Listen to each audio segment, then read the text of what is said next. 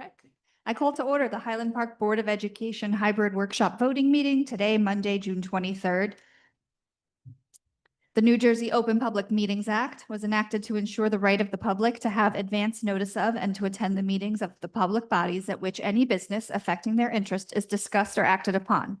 In compliance with the Open Publics Meeting Act, the Highland Park Board of Education has caused notice of this meeting, setting forth the time, date, and location to be submitted for publication to the Home News Tribune and Courier News and posted on the board's website at least 48 hours in advance of this meeting. Members of the public who wish to address the board will be given the opportunity to do so before the board adjourns for the evening. May I have roll call, please? Dr. Beatty, Ms. Cassell Dunn, Here. Dr. Coleman, Here. Dr. Pixley, Ms. Cruz, Dr. Schoolman, Ms. Stanio, Here. Ms. Barton, Ms. Voorhees. Here. We will now recess to executive session. Be it resolved pursuant to the Sunshine Act NJSA 10:4-12 and 13, the Highland Park Board of Education will now meet in closed session to discuss matters related to a grievance, personnel, and HIB. These exemptions are permitted to be discussed in closed session in accordance with NJSA 10:4-13. Information regarding the board's closed session discussion will be disclosed to the public as soon as the need for confidentiality no longer exists. I move that we recess to executive session. Second. All in favor? Aye. Ready. Okay. Are you ready? Yeah. Okay. I move that we reconvene to regular session. Anyone? Oh, May I have roll call, please? Dr. Beatty, Ms. Cassell Dunn, Here. Dr. Coleman. Here. Dr. Pixley, Here. Ms. Cruz, Here.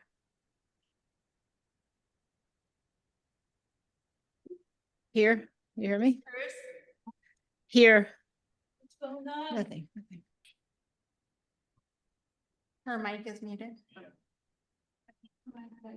I'll come back to her. Dr. Schoolman, Here. Ms. Stanio, Ms. Vardman, Here. Ms. Voorhees, Here.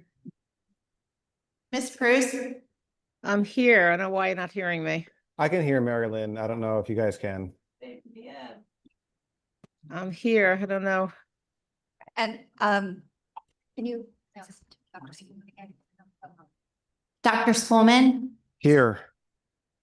Can you hear me? Yeah. Nope. Uh-oh. That's a problem. Hang tight. Can you fix that?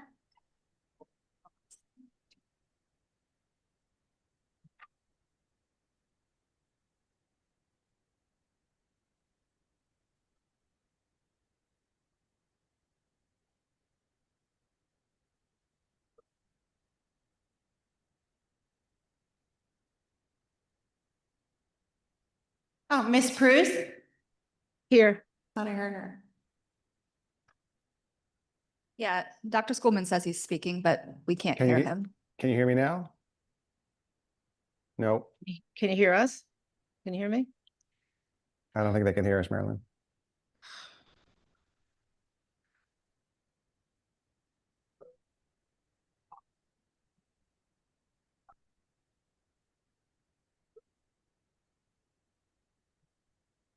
Sorry for the delay.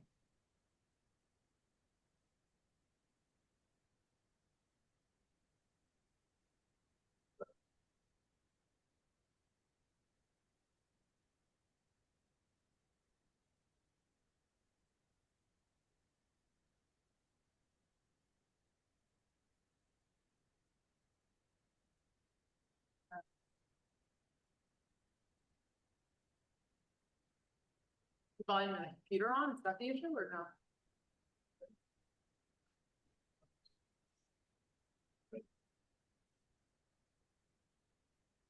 I'm speaking into the microphone. Can you pick that up?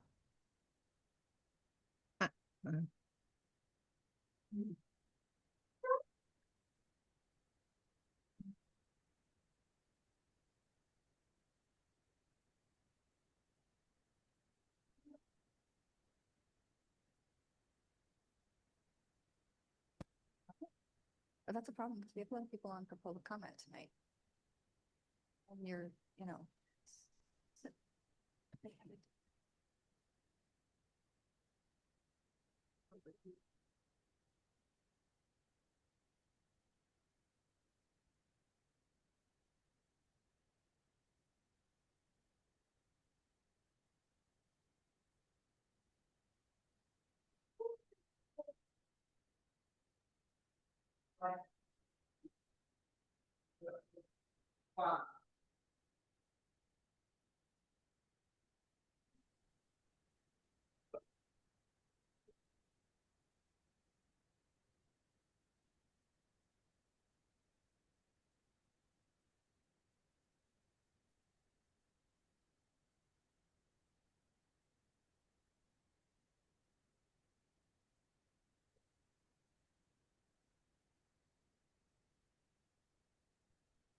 Marilyn, can you say here? Here? Can you hear me?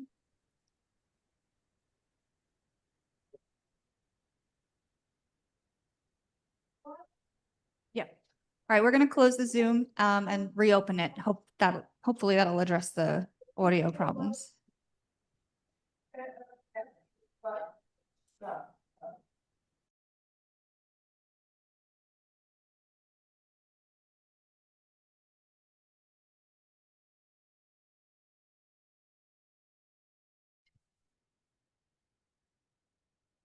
Test, test.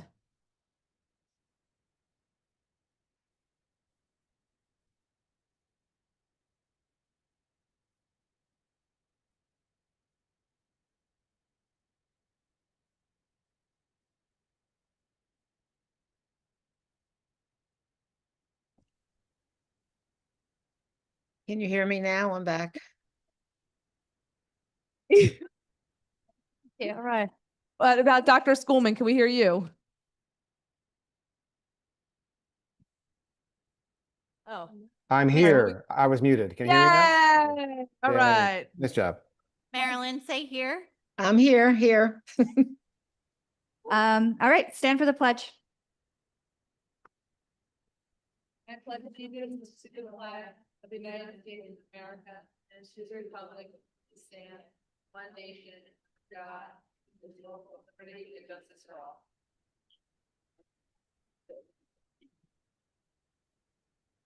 Okay, the next item on the agenda is the public hearing to extend or alter the superintendent's contract. At this time, we will have public comment on the superintendent's contract only. The Highland Park Board of Education welcomes public participation and has reserved this time for your comments.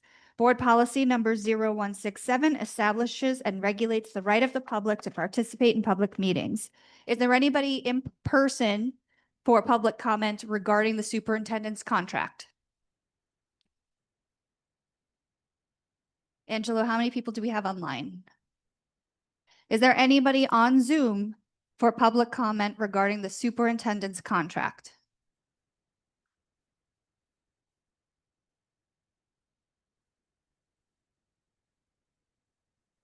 Please raise your hand.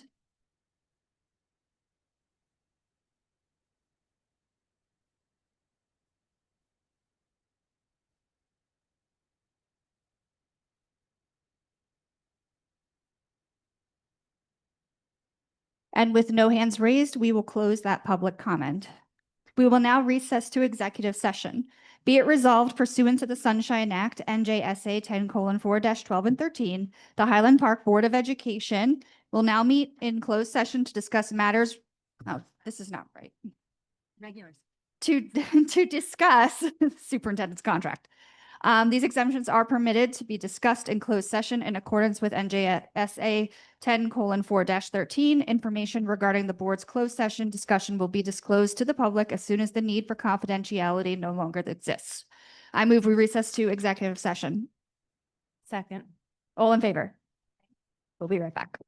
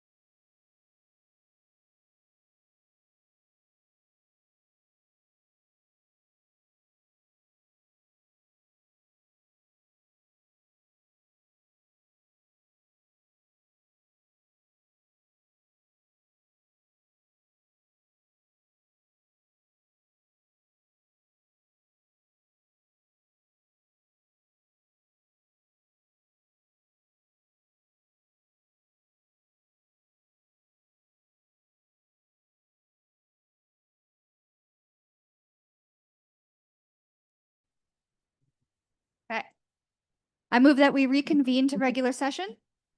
Second. Roll call, please. Dr. Beatty. Ms. Cassel Dunn. Here. Dr. Coleman. Here.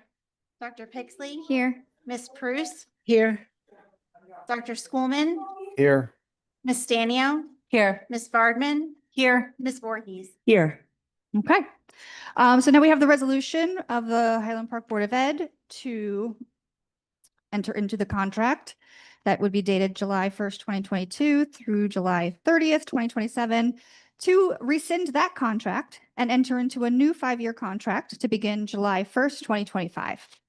Now therefore be it resolved that with the consent of Dr. Christina Suska, the Board of Ed hereby rescinds her current employment contract, and with the approval of the Executive County Superintendent of Schools, in accordance with NJAC 6A:23A-3.1, the Board of Ed approves a new 5-year contract of employment with Dr. Christina Suska, effective July 1st, 2025 through June 30th, 2030, in accordance to the terms and conditions therein. This new contract shall supersede and replace the 2022-2027 contract that we have rescinded, and be it fully resolved that the board president is authorized to execute the contract on behalf of the board as per attached. Okay, I'd like to move. Letter F, action. Oh, I'd like to move letter F. Second. Ms. Cassel Dunn. Yes. Dr. Coleman. Yes. Dr. Pixley. Yes. Ms. Prus. Yes. Dr. Schoolman. Yes. Ms. Stanio. Yes. Ms. Bardman. Yes. Ms. Voorhees. Yes. Congratulations, Dr. Siska. You are stuck with us for another 5 years. Thank you, everyone. Thank you. It's a real honor. Thank you. Okay, number 9 is the communications. We had one with no subject, 3 regarding the field trip, the out-of-state field trips, and 1 about the Pride Month flag raising. And now we'll move on to our student representative. Oh, I'm sorry, I missed one down at the bottom. Number 10 is the approval of minutes, hybrid voting minutes and executive session from May 27th, 2025. I move that we approve those minutes. Second. Ms. Cassel Dunn. Yes. Dr. Coleman. Yes. Dr. Pixley. Yes. Ms. Prus. Yes. Dr. Schoolman. Dr. Schoolman. Ms. Stanio. Yes. Ms. Bardman. Yes. Ms. Voorhees. Yes. Okay. Now we move on to our student representative report. Seth? All right, well, we don't have a student representative report. We do have 2 new student representatives, though, that are going to be joining us next year. Lami couldn't be here in person, but Bree is. She's going to be one of our new student representatives next year. They've both been very participating and active members in Student Congress this year, and they interviewed, and I wasn't able to be there, but Anna said they did well, and Mr. Mladnick selected them to be our student representatives next year. Awesome. Welcome.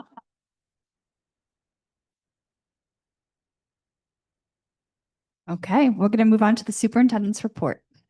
Thank you. Good evening, everyone. I'm going to make my way over to the podium.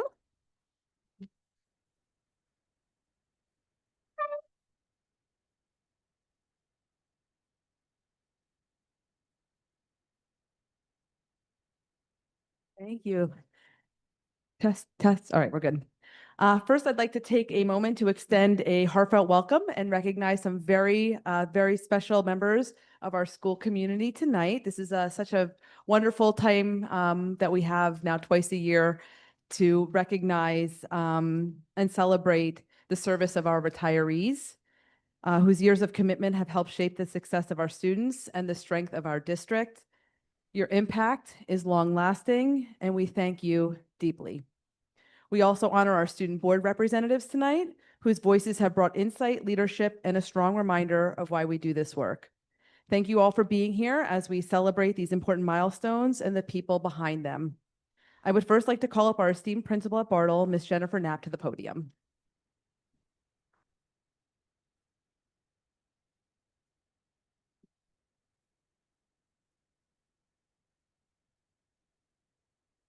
Good evening, everyone. I'm short, I'm sorry. It's always an honor to be here to speak about our staff members. I am going to begin with May Lewis. She could not be here today. Unfortunately, she is sick. I did send her what I'd be saying, but I want to honor her here as well. Today, we come together to celebrate the retirement of someone very special to Bartle School, the one and only May Lewis. After 25 remarkable years in education, May is closing this chapter of her professional journey. And while we are excited for what lies ahead for her, we will deeply feel the absence of her wisdom, warmth, and unwavering dedication. As a teacher, and more recently, our reading interventionist, May has touched the lives of countless students, guiding them to discover the joy and power of reading. For so many students, May has been the one who helped them take those first courageous steps towards literacy, meeting them with patience, skill, and a deep belief that every child can succeed. Her work has not only changed academic outcomes, it has changed lives. But May's impact extends far beyond her students. She has been a generous and supportive colleague, always willing to share her expertise through professional development workshops, offering her time and talents to help others grow and develop. Whether leading sessions on literacy strategies or simply offering a thoughtful suggestion in the hallway, May has made all of us better educators. And of course, we can't talk about May without mentioning the calm and mindfulness she brought to Bartle. With the creation of our yoga club, May didn't just teach yoga, she gave our school a way to breathe, to slow down, and to reconnect. She brought Zen to Bartle. May, your legacy is etched in every child you helped read, every colleague you supported, and every person who left your yoga sessions feeling just a little more at peace. Bartle is better because of you. We thank you for your 25 years of service, your unmatched dedication, and the love you've poured into the school community. Enjoy this next chapter filled with rest, reflection, joy, and plenty of yoga. You've earned every moment. Congratulations on your retirement. You will always be part of the Bartle family.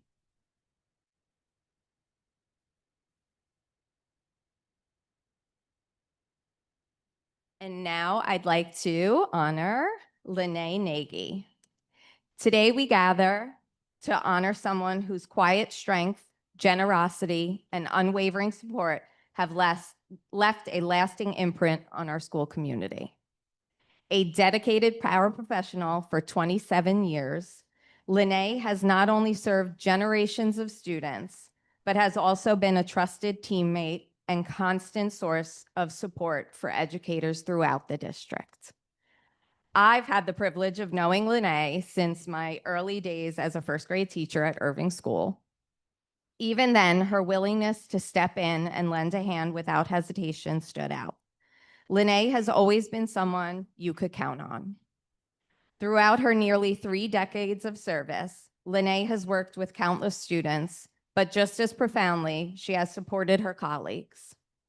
She has been the reassuring voice in moments of uncertainty, and the helping hand whenever and wherever she is needed. Her colleagues have always known that Lene has their backs. As principal, I have been fortunate to see Lene's impact from a different perspective. She doesn't seek the spotlight. She simply shows up and does the work that matters. Your departure is bittersweet because while we will miss you dearly, we are excited for all that this next chapter holds for you. 3 decades is a long time. May your retirement be filled with the same joy, peace, and warmth you've so generously shared with all of us. On behalf of the entire school community, we thank you, Lene. You've made a difference in ways words can hardly capture. Congratulations on your well-deserved retirement. You'll always be a dolphin.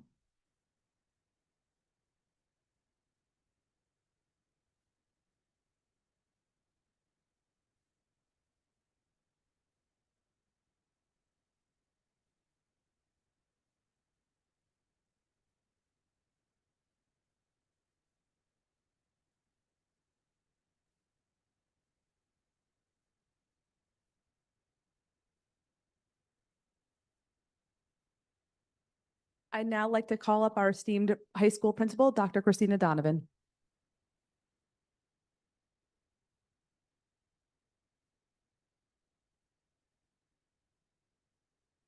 Hello, everyone.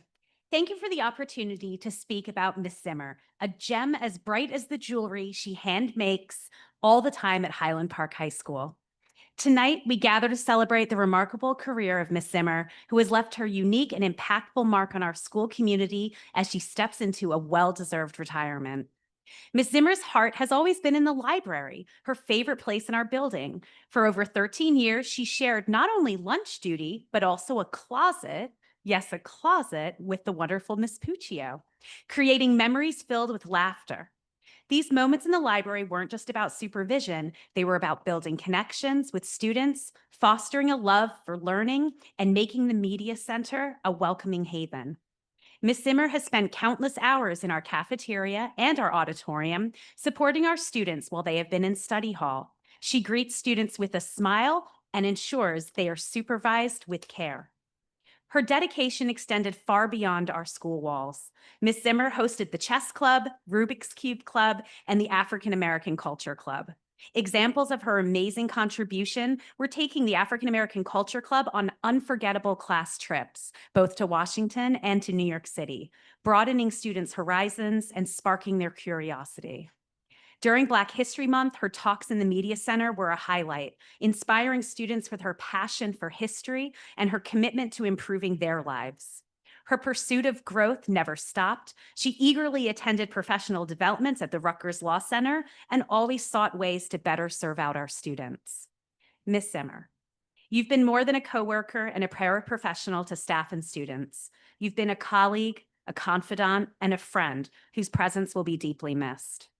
Your warmth, your wisdom, your random Irish brogue, and an unwavering dedication have shaped countless lives. As you turn the page in this new chapter, we wish you joy, adventure, and all the time you need to explore your passions, perhaps with a good book from your beloved library while riding the rails across America or Canada.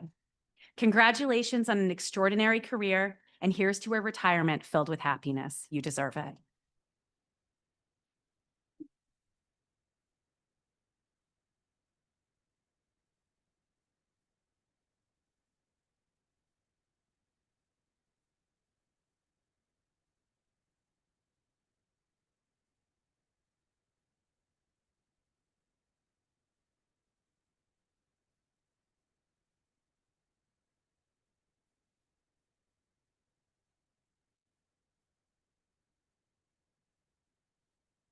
Thank you, Ms. Snap and Dr. Donovan.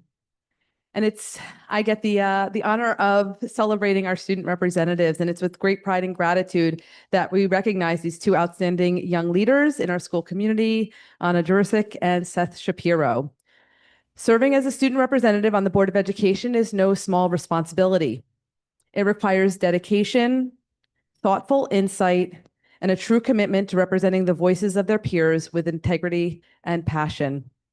Anna and Seth, your willingness to step into this role demonstrates a remarkable sense of civic engagement and leadership at such a formative time in your lives. You have been the link between the student body and our district's leadership team, ensuring that perspectives and concerns of your classmates are heard and considered in our decision-making process. Your contributions have enriched our conversations and helped shape decisions that impact every student in our schools. Whether it was attending meetings, preparing thoughtful questions, or sharing your honest feedback, you have modeled the kind of active participation that strengthens our community and helps us grow together. On behalf of the entire district, thank you for your commitment, your courage to speak up, and your dedication to serving your peers. You are setting an inspiring example of what it means to be an engaged citizen and compassionate leaders. We have no doubt that the skills and values you've demonstrated will continue to serve you well in all your future endeavors. Please join me in giving a warm round of applause to Anna and Seth for their exemplary service to our school district. Anna isn't with us tonight, but maybe Seth, could you accept her award too on her behalf? Thank you.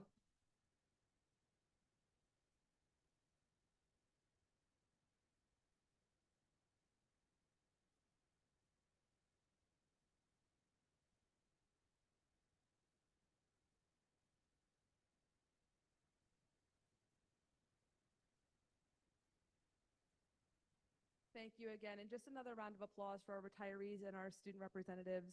The African proverb, "It takes a village," is an understatement, given the magnitude of what we heard here tonight. So I would like to pause in my superintendent's report now for a brief interlude so that we can celebrate our retirees and our student representatives with some light refreshments. We'd like to take a couple of pictures, and then we'll convene back to finish my report. Thank you.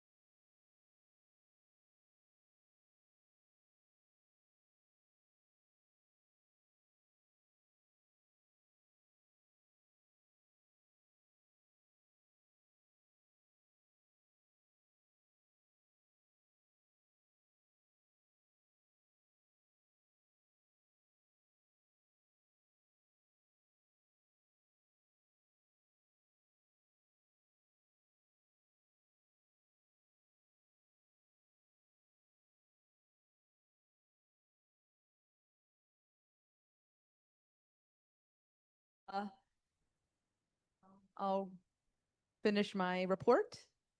She's talking to Ms. Stevenson. Oh, she's there talking. Oh, my goodness. when Ms. Voorhees is done, we'll It's really engrossed. start again.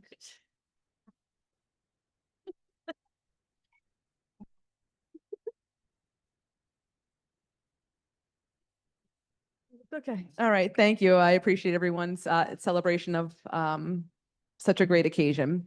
So lastly, on my report, I wanted to just give some brief updates regarding the discussion around out-of-state overnight field trips. I know that's been a hot topic. I've sent out several communications, but I wanted just to give a couple of talking points. I probably recognize that a lot of people are gathered today to express some concerns and some excitement over trips that they've been on. So just to kind of reorient everyone, after the 2025-2026 budget was passed, we received a request for an overnight out-of-state field trip. So what happened was during the budget season, if you listen back through December, there were conversations regarding the amount of money through the district operating budget that student trips that the district had to fund in a very tight budget season that we had to cut a number of different things. Unfortunately, the district operating budget could not sustain the ongoing costs. So after the budget was passed, I received a request for an overnight out-of-state field trip. I was not able to approve that request because it was an unbudgeted item. So we put a pause on this trip to have a conversation to figure out what we were going to do since we couldn't fund it. The discussion on budgeting in the operational funds for the field trips for out-of-state and out-of-country only was about the funding for that in particular is about the incidental payments that have to be done or incidental funds that have to be done to fund trips. So in the past, some of the operating budget was covering hotels, meals, air travel, things like that. And those were items including the cost of the actual chaperones and now administrators to attend those trips. So understanding that administrators have to go and chaperones go in terms of the cost for them to attend, that's what the district was picking up some of or most of those funds for certain trips. But some new requests were coming in for trips that we hadn't supported in the past either. So communication went out to staff. And upon reflecting on the two communications that went out, obviously looking at better ways to communicate that information. However, we had to definitely put a pause on it because we were getting the requests and we couldn't just say no without providing some sort of explanation or some way to support them in that moment. So right now, and we currently have been doing a full analysis at looking at what those costs are to the operating budget. So what is an all-in cost for a trip to run? So right now, for example, I think it was just this past year, the district put out about $40,000 in field trips and about 14 to 15,000 of it were for, I'm sorry, this was last year, was for overnight out-of-state trips. This year we've estimated about, at this point, 11,000 for out-of-state trips and overnight trips. That's where we're at, but we're not finished with our analysis only because it's very nuanced. The funds come in and go out in two different platforms, student funds and operating budget. So we're looking through those particular areas to find out what was a district operating cost versus a student fund cost. And what I mean by a student fund cost is that the students pick up the tab. So when you pay to go on a trip, that your cost of your trip, does it include just your cost to go, or is it your cost plus some of the incidentals involved in that trip to fund chaperones and things like that? So with that said, the cost of a trip, which is also what we have to look at, is not only the incidentals, the cost of the chaperones to go. There's collective bargaining agreement needs that we have to do. We have to adhere to when paying for staff to attend overnight and out-of-state trips, as well as administrators. That's a new cost to the district as well through the collective bargaining agreement and district policy. We have to pay for substitute costs if it's needed for teachers, nurses, and paraprofessionals to attend. So that's something that we're looking into factoring into. How much does that cost? Our sub costs have been extraordinarily high this year. The potential need for an insurance rider. An insurance rider is an additional insurance policy that goes above and beyond what ours normally will include. and that is included for any trip over 2 days long. So when a request comes in, the request goes to our insurance carrier, and the insurance carrier looks through it to decide if an additional rider is needed or not. If it is needed, it tells us the cost, and then we have to fund that cost. So those are sort of back end costs that aren't necessarily seen when we're talking about an all-in cost for operating these trips. So that's why we're still doing a further analysis to figure it out. So for example, there was the insurance carrier did deem it necessary for at least one known trip recently that they had to have the insurance rider. Again, administrative costs. Our administrators are not chaperones on the trip as per policy in the collective bargaining agreement. And this was a new added expense and rate. And then again, like I said, for all of these people, your administration and your staff to attend the trips.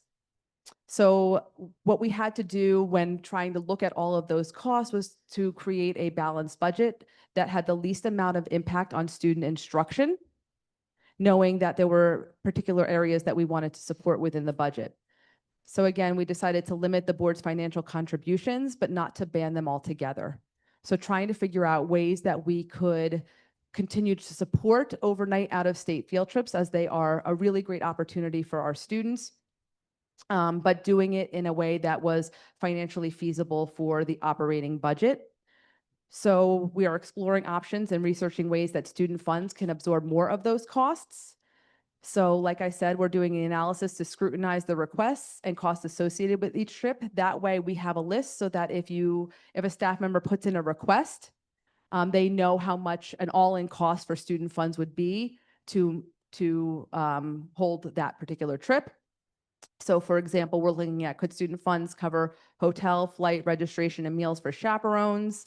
And then the district operating budget could sustain the cost of the per diem rate for our staff to attend. So student funds would pick up potentially for the chaperones and administrator to travel, to stay in a hotel, all of that kind of stuff, attend a museum or whatever those payments are, those fees, and then the district operating budget to pay for the per diem rate under the collective bargaining agreement and policy for those staff to attend. We're also looking into seeing if we can take advantage of a third-party travel agency to assist with booking travel, which would be then covered under student funds. So student funds would then potentially pay a travel agency for the cost of the trip. And this may be a more cost-effective solution, given the fact that travel agencies sometimes have a little bit more negotiating or bargaining power and leverage to fund a trip. They may have other options or coverage under their insurance policies that may or may not allow us to get a rider. Again, those are things that we're exploring, and every trip is going to be different. And one of the things that we don't want to do is limit the amount of trips that we're going on. The trip that came across my desk was one that we hadn't budgeted in the past at all for.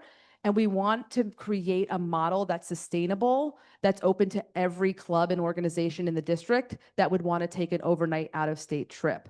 So what we want to do is rethink the model so it's sustainable. And like I said, that gives everybody access to attend a trip, not just a small select a group of clubs, so that any club could potentially want to go, could go. I've already met with several staff to plan around the new model. So we're finalizing the list of budgeting cost items, like I said. We're reviewing the law under what things can be funded. So we are guided by some law, because there are some legal issues regarding what student funds can pay for and what the operating budget can pay for. So we want to make sure we get all of that right. And that timeline for requests to determine insurance costs. So because we have to send every trip to the insurance company to be scrutinized to see if there's a rider or not, we have to figure out what the timeline is. So we'll work with the insurance carriers to say, what's the turnaround time? What does this look like? Then giving it to the club to say, here's how much a rider would cost, to roll that into the cost of the student funds as well. And then researching the potential for an approval of a third-party travel agency, which could assist with organizing the travel and potentially be cheaper for the students. Because that's something we're being really mindful of as well, with a potential rethought process of the model is that it's also financially sustainable because the costs of everything are rising, and we want to make sure we're mindful of that for our students and student funds as well. So the plan is to have this all done over the summer so that the upcoming school year, the students will be able to enjoy their trips. So that's my office and the business office are working feverishly to have that list of items. We are chipping away really quickly as best as we can, given end of year constraints. And then hopefully by the end of July, that should all be finalized. We'll send it out for a lot of input and review. And then in August, we should have that finalized. That way we can kick off the school year with that sustainable model for all students to have access. I'll open the floor up to the board for any questions or comments. I have a clarifying question for the new model. I mean, obviously, there's going to need to be further discussion, and, you know, please know we are really working hard on this. But to clarify, students would be able to attend these competitions as Highland Park Correct. students, Yes. and teachers would be there officially, correct? Yes, correct. I have a quick question regarding like the budget and the money. If you have it, I was wondering if you have like a percentage or share that for the overnight trips that's being paid for by the students and the club through fundraising and the students' individual tickets, and then the portion that the district would be paying for? So I don't have that yet, but that's what we're finalizing now so that we know what is currently being done and then what does the new model look like to support whatever that difference is. Okay, thank you. Yeah. Okay, Ethan? Hi, yeah, thanks, Dr. Suska. I really appreciate the deep dive. True to type. I know you guys are taking this really seriously.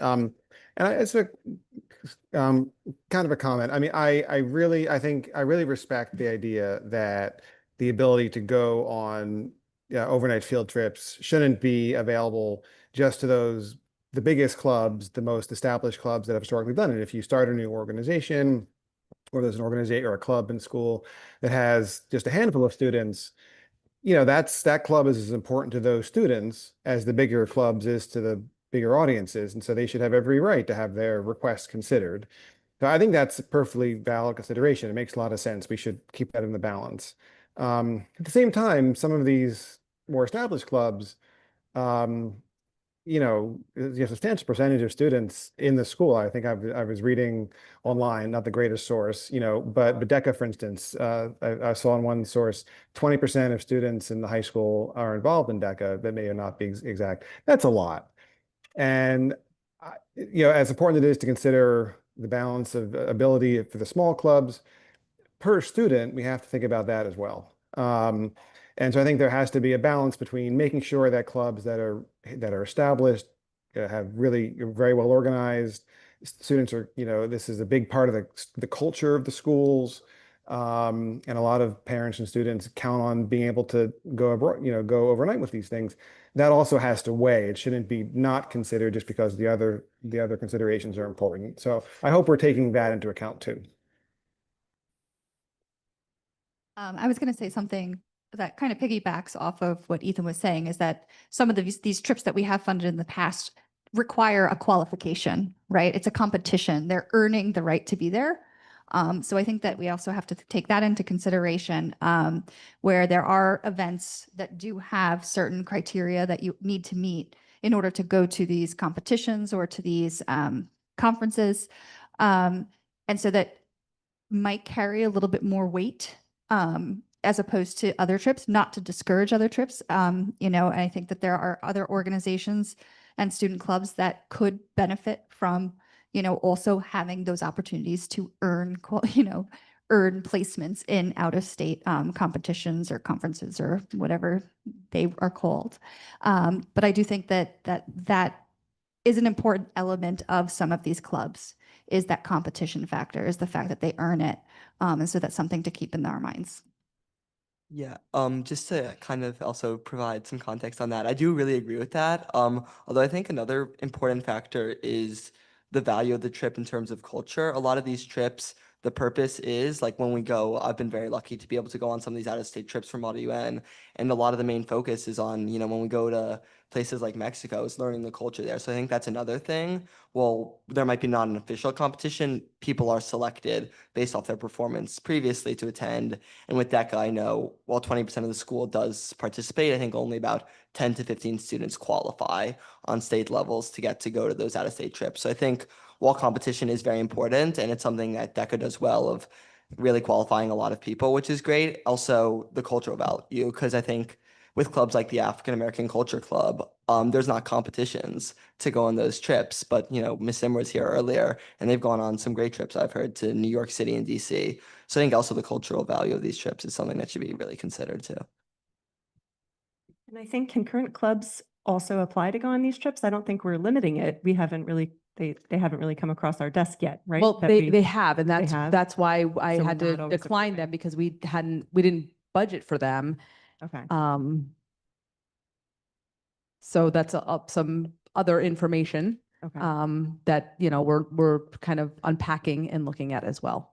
These two clubs, even though they're well established and really big, they are open to all kids. Correct. That they could, apply, not even apply, they could just join the clubs and try to register for the competitions. But totally unrelated, one thing I was really concerned about was that, like Allison asked before, we can do this with our school name.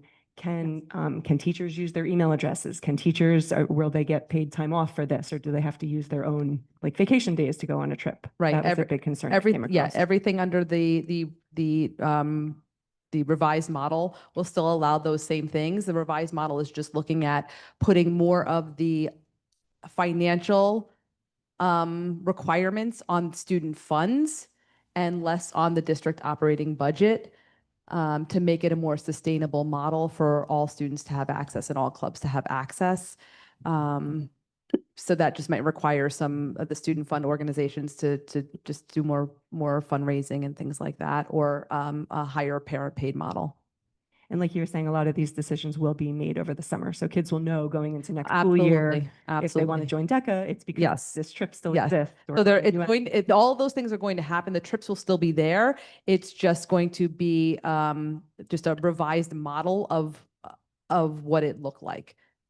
Another thing I wanted to mention was Model UN. Some of the trips are bigger than others, and I know that those are limited. They'll do Mexico, for example. That's once every 4 years. They do that on purpose. It's not every year that they're doing the really, really big trips. And DECA, the same thing. I think every other year is California, and then it's Florida. So those, as you're looking at the budgets over the years, sometimes there's a big difference between what we're spending. Right. And we don't know sometimes too, but that's also part of it is from a budget perspective, we don't know then how much that might cost the operating budget to predict. I mean, a part of the revised model, is it could be people putting in and we a whole year and change ahead. I mean, we look at the budget, we start budgeting in the fall and winter. Right. And so it's like we would have to kind of know things really far ahead to be able to put it in the operating budget for an upcoming school year. So in the revised model, it could be open to a group saying, we'd like to do this, and here is our request, because we would have in the operating budget just the per diem for the staff to go and the administrators, their per diem cost, right? And then everything else that we could put onto student funds under the model would then be student funds. So then we would get the request on the trip, we'd reach out to the insurance company then could say, a rider is needed, no rider is needed. If a rider is needed, it's $3,500. Okay, then to the group, $3,500 is needed for the rider to do this, because in a model in which we don't know those costs, it's hard to predict them, to budget for them. So then we would say, okay, here is your all-in cost to run this trip, divided by the number of students that you have and chaperones that you might need and administrators. And then this is the cost per student to go on this trip. If that makes sense. I kind of want to piggyback off that last one is so I appreciate all these trips, these opportunities that these trips give all of our students. And with that, we do have a very diverse community financially as well. Is this something that we take into consideration? Like a lower income student who wants to go on these trips, do we take that into consideration when we make the decision? We do. Well, not when we make the decision. All of them get passed. When they come to my desk, I don't deny one. If we have the budget for something, I don't deny it. What happens now with all of them is the student funds covers that cost. and they will provide a reduced rate for our students that qualify for free and reduced lunch, or they fundraise to try to offset that cost, or they put a larger amount of the paying model onto the full paying people, so the full paying students that'll go. So I'm not sure what a most recent trip would cost, but let's say it would cost $500 a person. A free or reduced student might pay half of that, $250. But then then if there's 10 students that are going, I have to factor in that amount of money and divide that up amongst the full paying people to attend. So that's our model now, and we would continue that absolutely. We wouldn't want any student to be left out because they couldn't afford to go.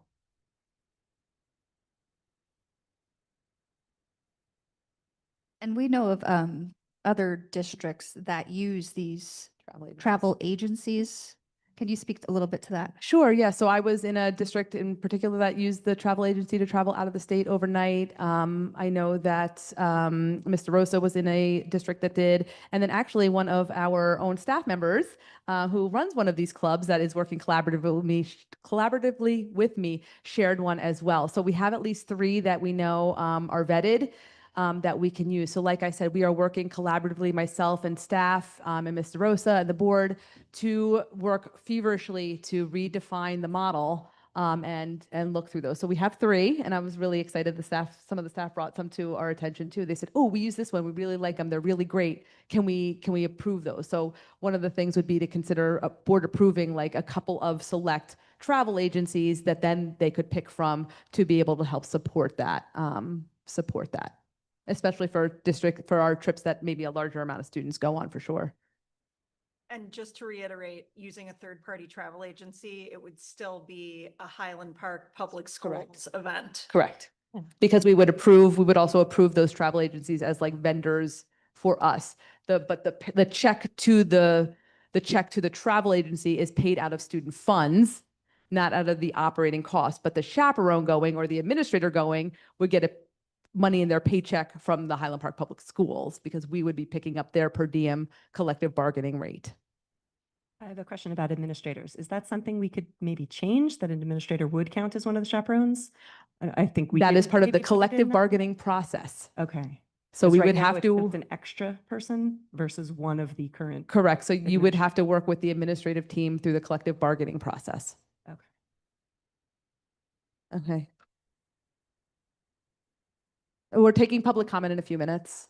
Thank you. Yeah, I was just going to say so it sounds like to me, would just kind of like to sum it up, that the final thing that you're working on is the model, but you're going to be able to resolve solving for this kind of part that has unpredictable costs. And it's just a matter of how we solve that problem for how that those finances are kind of reabsorbed by the student. Correct. So it's just you're working through those details. We have that list going, and we're in the final works. Hopefully, again, the plan is to have that list of those things by the end of June, and then early July is sort of what those costs are, so we can look at them, and work and look at the travel agent companies. So by the end of July, all that will be wrapped up and presented to the board at the end of the month. We'll have some conversations around that. And then in August, nothing has to be finalized or passed or approved, but just so that we're communicating clearly, so that in August, that information can go out to our staff when they welcome back to say, hey, welcome back. Really the beginning of September, welcome back. And here is our revised model of what this looks like. So now you can, feel free to submit your requests, knowing that these are things that you have to consider for the cost of your trips. And then this would solve kind of the what you brought up earlier, which is having to decline things. Because it Correct. wasn't in the budget. So it allows for a little more innovation Yes. in what we want to do to test new things out. And, Yes. And there's a model to do it. Yep. Okay. Great. You're welcome. Can I ask one more clarifying question? Sure. I think the idea of administrators, the new requirement for administrators and the idea behind collective bargaining and the policy change is a little unclear, because that kind of, did you spill? Sorry, no, it was rolling away. Sorry. Because that kind of all unfolded over the course of this last year in kind of pieces. So we revised the field trip policy.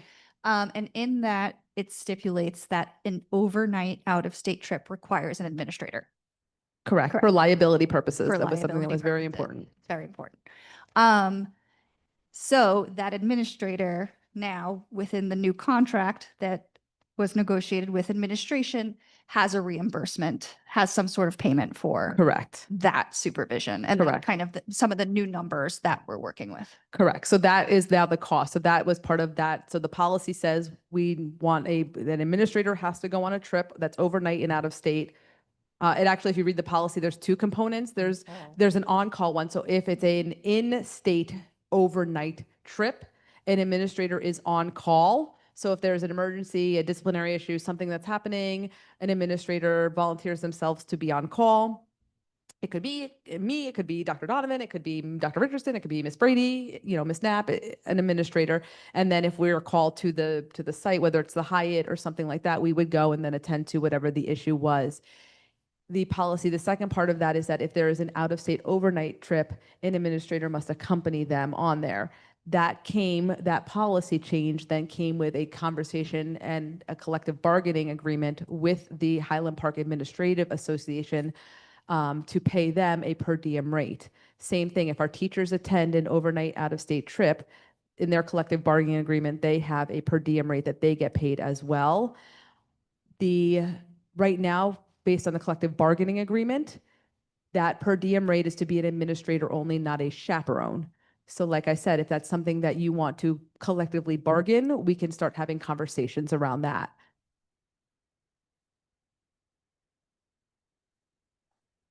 Okay. All right. Thank you. That concludes my report. All right. So we're going to move to the first public comment of today's meeting. The Highland Park Board of Education welcomes public participation and has reserved this time for your comments.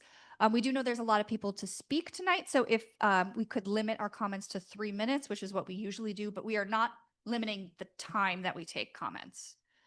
So it's just, we're going to kind of warn you close to 3 minutes to wrap up. But we're going to take comments for as long as people want to comment. And then there's a second public comment period after we go through our committee reports as well. All right. So is there anybody in person for public comment? You're going to go to the podium, sign in with your name. And if you're a student, you don't have to announce your name, but we do need it to be signed in, correct? Is that it? Oh, you don't have to give your address. You have to give your name. You don't have to give your address. Thank you. Is there anybody for in-person public comment?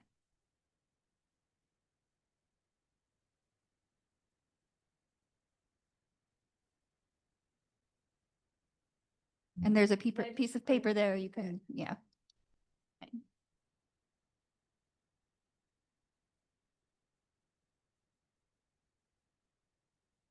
Okay, so I heard you guys talking about like the travel agencies, but I guess like the way that I've learned about them is that it's its own like agency. It's trying to sell its own trip or expedition. So for the, I guess, diverse trip that I went on, the cultural trip I went on for Model UN, we were able to talk with like a variety of different people that specifically Dr. Adam Gold was able to set up with us. Like being able to meet somebody from the OAS, from various other things. We were able to learn a bunch of stuff, but my like main concern with these travel agencies is that it's going to like prevent us from doing this because they're trying to sell their own trip, their own experience, and that's what we would be paying for. We'd be paying for their experience with time to go to conferences, which is a huge part of Model UN, but I think another really big part of our club is being able to talk with people that we might not be able to talk with normally. When we went to DC, we were able to talk with people that sure we could get on a call and talk with them, but it was a lot more pressing to be able to go up and to talk to them and to learn about something that we wouldn't normally learn about and to learn about different things that we didn't normally learn about. As well as the administrators, I'm a little confused on, I guess, why exactly they have to be there, if there's a specific law that makes them be there. And also this whole thing with the reduced trips, the reduced whatever, it was very unclear to the students. Many different teachers and parents were sent out various emails, but us students were given nothing. The only thing that we were truly given was an article written in the Fling which was an interview between Arden and Dr. Siska. So I think the main things that we want is more clarity, more transparency with the student body, because there was many rumors flying around that trips would be banned totally, that things would be reduced completely, and that students would have to take on whatever. And it was just very confusing in like the students' point of view. We're going around school and we're hearing various rumors, and it's not helping us in any way. We're just getting more confused. And it was a whole thing, but yeah, that's my main concerns. I know other people have other things as well, but yeah. Thank you.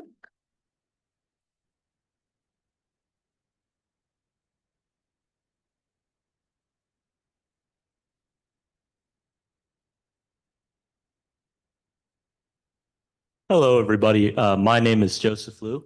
I will be a junior next school year. I have been an active member of Model UN for both of the 2 years that I've been in high school. And within my class, the class of 2027, I have been on the most conferences of anybody. I believe to date, I have been to 9 Model UN conferences, and the most impactful ones have always been the out-of-state trips. There's something about the immersiveness of these trips, the ability to interact with these people whose jobs are so pressing for our international relations, whose cultures are so different from ours, and who understand the world in such a different way from us. For example, in our Washington trip, we were able to talk to people who work for the American Society of International Law, people who actively participated in the creation and research of this. And we were also able to talk to people in the Stimson Center, which is a think tank, I believe, also for international relations.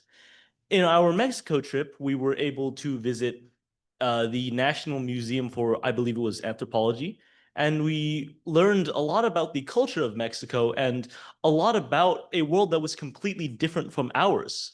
The point I'm trying to make is that these trips are extremely valuable for students, for the education of these students. We only learn so much in school. There's only so much you can learn from looking at a packet or reading online. There's only so much that you can get from a textbook. But being in person with these people, being able to talk to them, and being able to connect with them as people has allowed many of us to expand our educational horizons so much more than we ever could have imagined. I'd like to ask for you to maybe attempt to reconsider putting board funding back into these trips.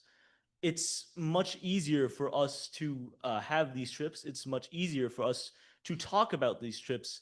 And for a lot of people, it'd be really helpful to be able to go on trips that they can much more easily afford. Thank you. Thank you.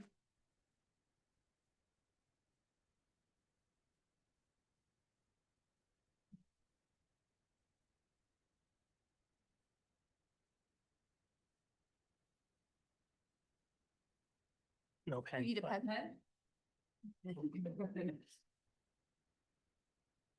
And for our non-students, we're just going to ask name and address.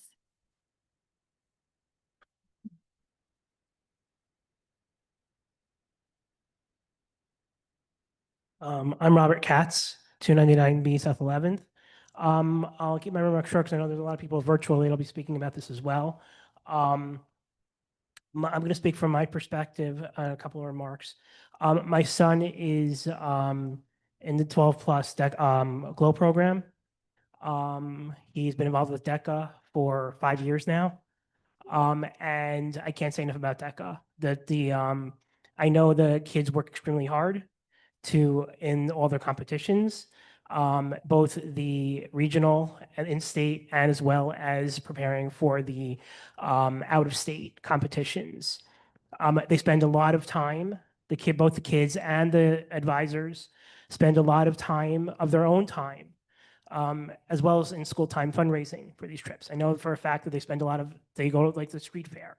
They'll do other fundraising on their own time to help fund these trips, which I think are very important both academically as well as socially.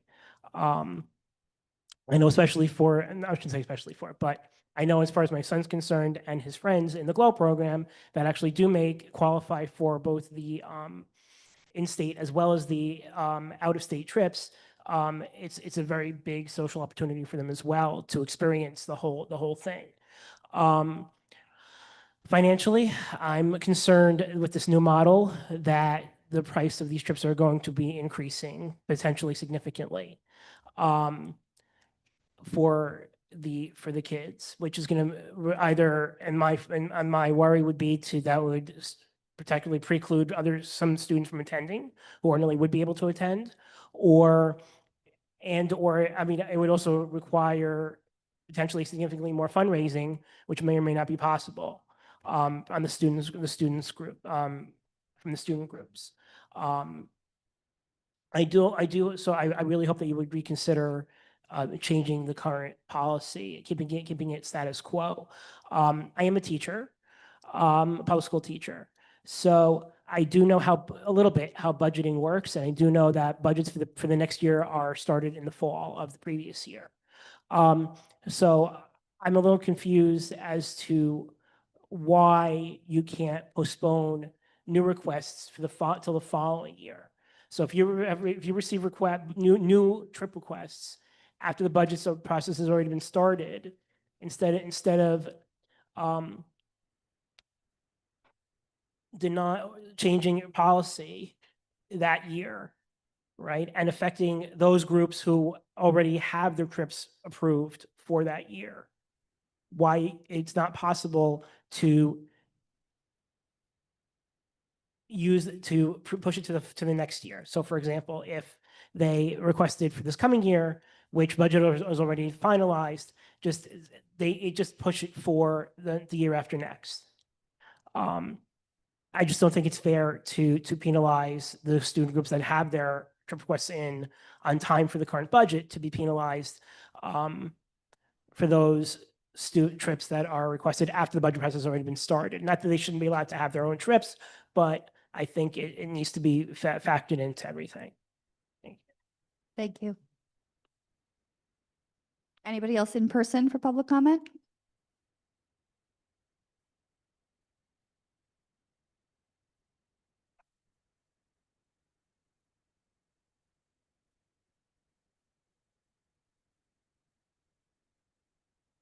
Hi, my name is Andrew. I'm going to be a junior next year at Highland Park High School. I'm raising a similar concern to the previous speaker. He talked about the affordability of these trips and how the students that were going on these trips in these clubs already will be able to afford them next year if the school board is contributing less. You talked a little bit about the fairness between clubs and having smaller clubs, giving them the opportunity as well to go out of state, and also bringing in maybe third-party sources to help organize these trips. But my understanding of these third-party organizations is that they would most likely be more expensive for the students and provide a less opportunity for these students to get the same academic experiences that they have had previously. So I guess my main concern is that the school board cannot maintain the same experience for these students with a new plan if less people will be able to afford it.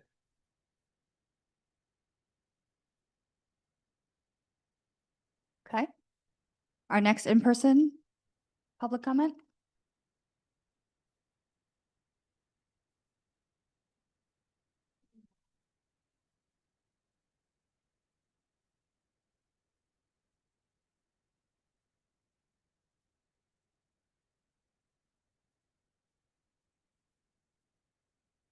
My name is Lisa. I'm Maria's mom. She's going to be a junior. Oh, do I say my address? 416 South 8th Avenue. Everything that they've said, I'm very concerned about. Also, I'm very concerned about the lack of clarity in the school districts. We hear all of this and it's like, okay, well, we ask questions and it's very vague. So my main concern is why do administration why do they need to be on these trips? Is there a state law? If so, why wasn't this implemented before? But also, if it's not a state law, can we go around it, not have the administrators have the regular chaperones that they're used to? And that way it cuts costs, because I can tell you that with all the trips that my child goes on, plus, wanting to do the SATs, and we're looking at colleges soon, and, God willingly, I have a son that's going to be doing Middlesex. It adds up, and I am a mother of 3. So there's one salary, 3 kids. And I want her to experience all these trips, but she can't experience them if you guys are gonna raise the trips, the prices to it. So what are we gonna do about it is my main concern and question. And also I want you guys to understand how educational these trips are. Maya came back from Washington, DC, and it's not even just Maya, I'm sure the other kids as well. And I learned so much from her. And we're politically, we're very political in our family, and we're very well read about everything that's going on. And Model UN has engaged her so much more than I've ever seen. And my son as well, who went from not really wanting to ever register to registering when he turned 18.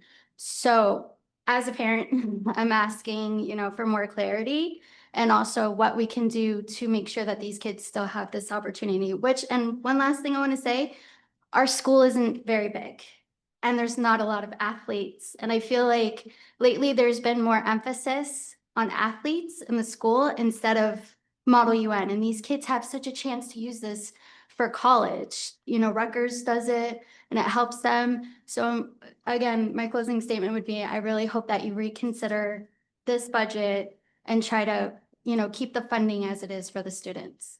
Thanks.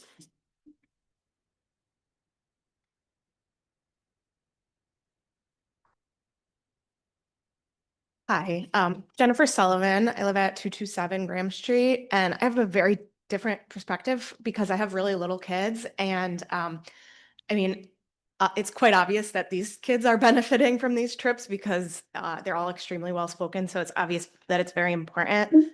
But I think why I came and what I had to say about it was a little bit more on the lack of clarity process, because what was I appreciated in hearing Dr. Suska's report was, I guess, how giving a little bit of the background of how this started. It sounded like it came to you as what you called a new request not budgeted for, but in my mind, this can't be the first time that possibly has happened, that a new trip not budgeted for came to you that way. And as a parent of super young kids in the district, hoping to have a very positive experience coming through all the way through these schools, that's really why I came, not necessarily thinking I would speak, but hearing that, wondering why that turned into the flurry of communications that I was seeing about all of this and what looked like really, really serious and real concerns, and kind of hoping that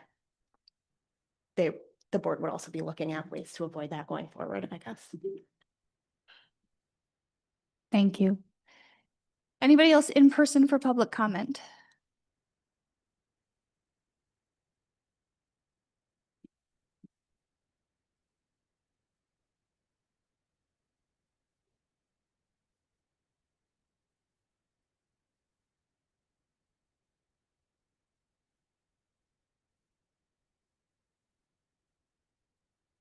So, my name is Declan Woodside.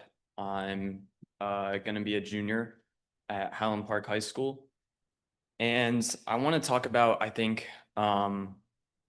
something that might be a little bit more niche, but I think something that these trips definitely bring a value. And that's language experience. I think specifically the trip with Mexico that Model UN hosted. I wasn't able to go on that trip, but I can only imagine the experience that the attendees had with the Spanish language. I personally hold language very dear. It's a huge passion of mine. I speak Spanish at an intermediate level. I've shown a lot of interest in a lot of other languages. And I think language it's not just something of a skill, it's a power that you have. Being able to speak a language, I think, is important. And there's never a situation where being able to speak a language is not useful in any way whatsoever. And so I think that although it's a bit more niche, it's definitely something that needs recognition, that the value that go into some of these trips, even if it's not out of country, such as Florida, there's a huge Cuban population in Florida, and you're gonna get enough experience even just going to some other state where there's a different ethnic group that's located there. You're gonna get a lot of different language experience, and I think that's something that is valuable and I hope is taken into consideration when the new plan is brought up. Thank you.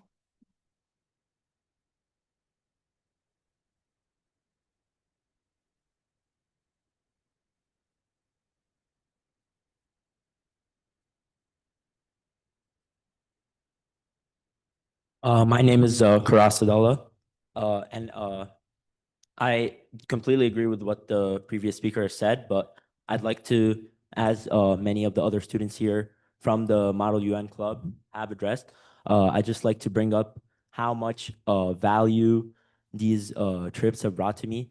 Because personally, before I started Model UN, I was a very introverted person. I was very shy. I couldn't really speak up and communicate with people. But now I feel like as a person, I've been a lot more confident.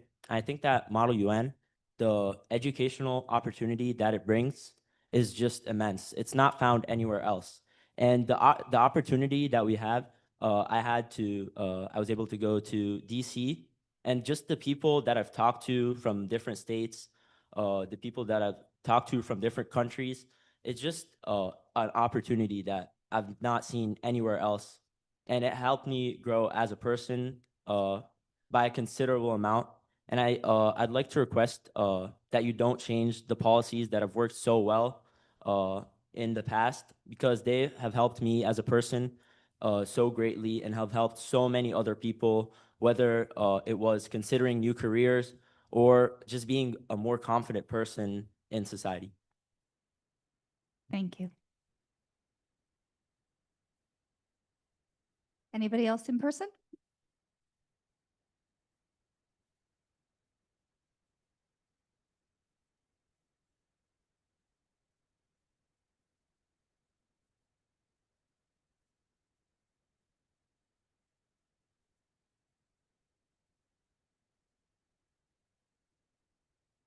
Hi, my name's Fiamma Aaron. I live at 240 South Adelaide Avenue. I think many of us, especially after hearing from some of these students, can see and know the value of these groups, specifically Model UN and DECA, for those individual students.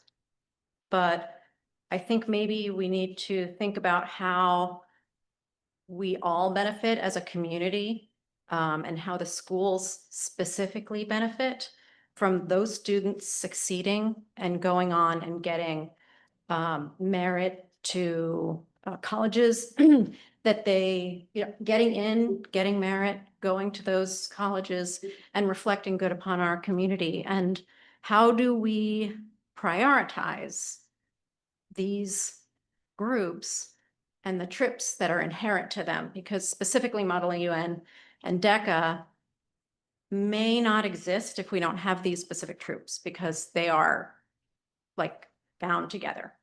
They lift the whole school system up. So how do we prioritize them? I mean, certain groups may have an amazing trip planned, but is that going to raise the whole community up? Is it going to improve the school's quality? Literally, in the numbers and how we rank. So I think that there's possibly ways to look at things and how to prioritize and how to say, you know what? This is a specific value that we want to keep. And we want to allocate funds to these particular groups. I don't know if that's in the realm of possibility, but it's something that I wanted to bring out. Anybody else in person? Okay, we'll move to Zoom. If you are on Zoom and would like to make a public comment, please raise your Zoom hand and Angela will announce your name and you can unmute. Okay, Rebecca. Hi, could you hear me? Yes. Hi, my name is Rebecca Hirsch. I live at 331 Felton Avenue. I'm sorry I couldn't be there in person today, but thank you for having the hybrid option always. It's much appreciated. I wanted to request that the district put a pause on the restructuring of the funding model, however laudable it might be, to the following, to not starting in September, but to starting the following September, 2026. I think that springing this on these clubs at such a late date could easily end up killing the clubs for the next school year. There are already students working on these projects that have been in these clubs. They work towards these projects and programs. They are extremely motivated and driven to participate in them and to achieve these next levels of achievement. And I think that not knowing what they're going to cost, or I think, you know, I mean, if these trips are going to be $6,000 a student, I think springing that fundraising burden on these kids with almost no notice will effectively kill these programs. DECA and Model UN really exist to do these activities, and it's not just like the clubs that, you know, do things then they just meet at lunchtime, and they're very, these clubs are very different models. And I don't think that they're going to have enough time to adjust to a new funding model so quickly. If there's a way that we could do it in a more deliberative way and give people a year to adjust, I think that would be really valuable. I am very worried about the kids that are currently in these programs that are working towards these projects that don't have a year or two to figure it out while we figure out how to raise, you know, $50,000 or something. You know, these kids are, a lot of the kids that have spoken tonight are going to be juniors and seniors, and this is it for them. So I would really urge the board to put a pause on this and give the community and these programs a year to adjust to a new model that, you know, achieves the equitable distribution model that the board is looking for. And, you know, I just wanted to reiterate what Fiamma said was that these two particular clubs really raise the profile of our district so immensely. They are so motivating to the students that are in them, and the trips motivate people to join these clubs. They are really the gold stars in our district. They provide students with you know, research, writing, public speaking, all these experiences that they do not get in class. And I really think that, and scholarship opportunities and career ideas, I really think that taking them away, I mean, I know that we say that we're not taking them away, but, you know, if we find out in August that each kid is going to have to raise $10,000 to go on them, that's killing the programs. I mean, let's be real. So, Rebecca, I'm going to ask you to wrap up. It's been okay, 3 no, I'm minutes. done. I'm done. Okay. We're good. Anyway, We have thank another you. public comment after committee reports if you want to add on. Yeah, okay. Thank you so much. Okay, the Okay. next person on Zoom, Andrew. Hi, everyone. Can you hear me? Yes.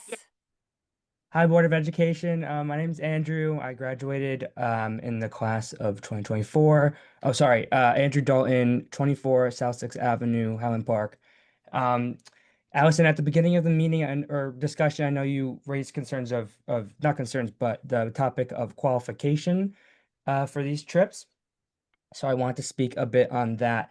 I was very heavily involved with DECA, and when students join DECA, they have the option to participate in what we call a manual project. Out of around 95 students we had in DECA last year, roughly 55 students participated in these projects. This commitment includes three main components: the project itself, a formal written paper, and a presentation. The projects are comprehensive, ranging from organizing charity events with hundreds of participants to collaborating with districts programs like the GLOW program. These require dedication and creativity, along with teamwork. And the written component of these projects is a 20-page academic paper detailing the project in depth. And the presentation is a 10-minute pitch that students carefully script and rehearse over many weeks. So out of the 95 students we had, we also took those 50 students to the state competition, in which we all had the opportunity or the chance to make it to the national competition. 55 students is a lot in our school. So I know one of the concerns was having a small amount of students on the trips, but around 50 students have the opportunity to make it to the national competitions. But students often spend the majority of the school year working on these projects, but why do we do it? It's because of the skills that we develop. They're invaluable: collaboration, public speaking, adaptability, professional writing, and the list goes on and on. I'd also like to add that every member of DECA is required to do a job interview formatted project that builds on quick thinking skills and prepares students for job interviews in the future, in which I had to do a few of them in my first year of college, and I can confidently say that DECA had helped me with those skills. Attending these conferences and competitions allow us to apply these skills outside of the classroom in real-world environments. I'd like to thank the dedication from the board on this issue. Thank you again. Thank you, Andrew. Our next public commenter online, Carla. Hello. Hi. Can you hear me? Yes, we can. Okay. Hi, my name is Carla Yanni. I live at 334 Summit Place. And I would like to bring up a new subject for the evening, which is credit-bearing music classes that go on out-of-state trips. I think the music program, I think the music teachers do an outstanding job. The concert a few weeks ago was incredible, but for example, there wasn't a jazz band this spring. The fact that the music classes meet period A is a real disincentive. It makes music seem like a burden rather than an opportunity to the students. I think any reasonable, decent high school should have a good music program to create well-rounded students, and it should be available to everyone. So the out-of-state trips are an incentive and a recruitment device for a part of our curriculum that is already, I think, being diminished by its scheduling in period A. Many of the same skills that have been mentioned about clubs like Model UN and DECA are true of music as well. Collaboration, social skills, it looks good on college applications. And think about the profile of the school district. I mean, if I had known when my son was in second grade that there would be one language in the high school, and I feel the district shrinking the opportunities. I want these opportunities to be available for everyone. I think the question we should be asking is, how do we make these opportunities available to more people, to every student? And I also would like some clarity about the fact that if the budget for 25, 26 is due in the fall of 24, why are we making changes now that affect next year's seniors? That's it. Thank you. Our next commenter, Alex. Hello, everyone. Could you hear me? Yes. Okay. Um, I am Alex Yu. I am a rising senior. I live 15 Marlborough Road near Edison. So, um, I've been a dedicated student in Highland Park High School. I'm currently the president of Science Bowl and Mathletes. And I want to go back to the topic of the overnight trips because I think it is a really serious concern that the budget is being cut for that area. Um, I think a little over a month ago, I went to a math competition where I was fortunately able to talk to a lot of other students from, very academically inclined school districts, and a lot of discussions with students and teachers uh, involved around, different activities in their school districts. And I really think that school districts can improve in quality from their high school's activity. So clubs uh, are a really big part of this. And I think for our school, right, it's really just DECA and Mata UN. And I think cutting off the funding for these two clubs, the trips at least for um, these overnight trips for these clubs would, like, a previous speaker said, really kill these clubs. And what I think that would do to our school district, honestly, um, is that our rank would really take an impact from this. And in turn, our school district could really suffer from future funding because our school doesn't seem to be performing really well.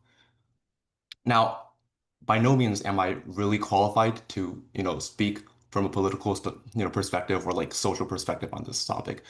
Uh, but from what I've observed, looking at other schools, is that, the better clubs they have, uh, the more academically inclined their student body is, and that leads to better funding, more opportunities for those schools.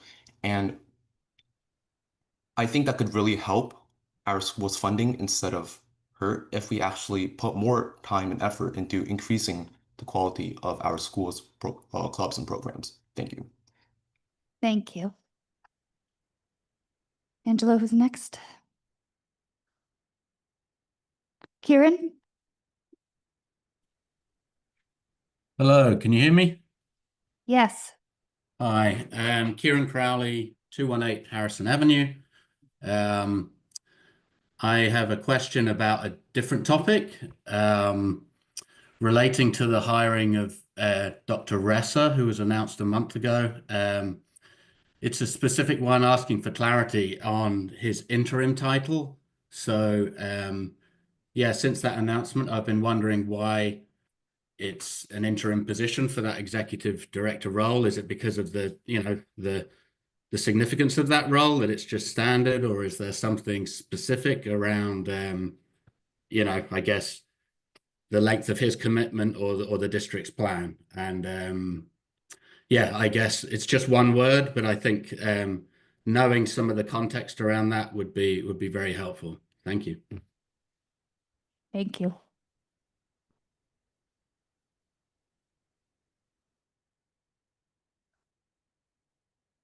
Eliza. Eliza, you can unmute.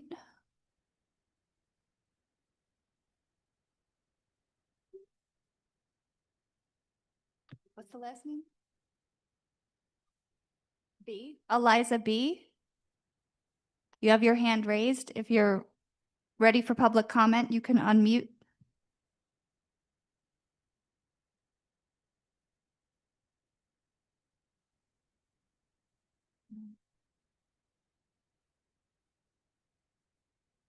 We can't hear them.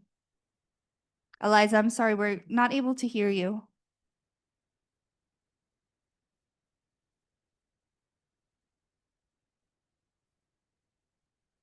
My suggestion would be to pop out of the meeting and pop back in, and I'll come back to you in a second.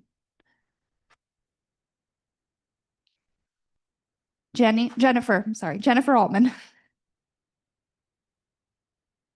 Oh, hi, can you hear me? Yes.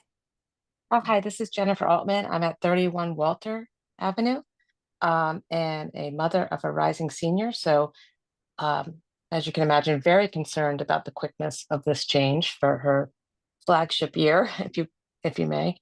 So I would like to piggyback on the idea of pausing on this or just making sure it does not affect next year. But that was actually not what I wanted to say. I two quick points. I'm sorry, two quick questions and just a point I wanted to make. I'll say the quick questions quick.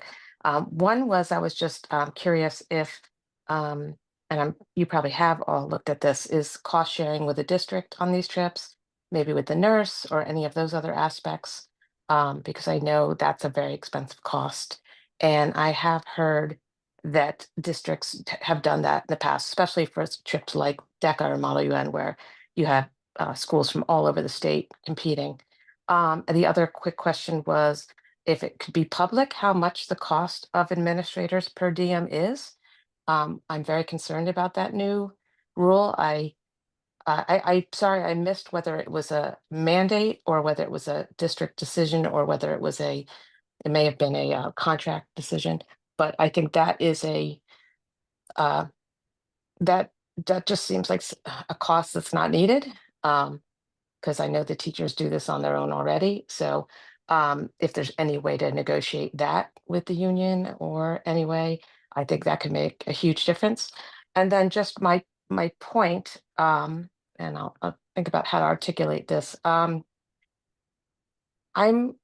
concerned about the teachers that are involved in this work. I'm concerned about how they heard.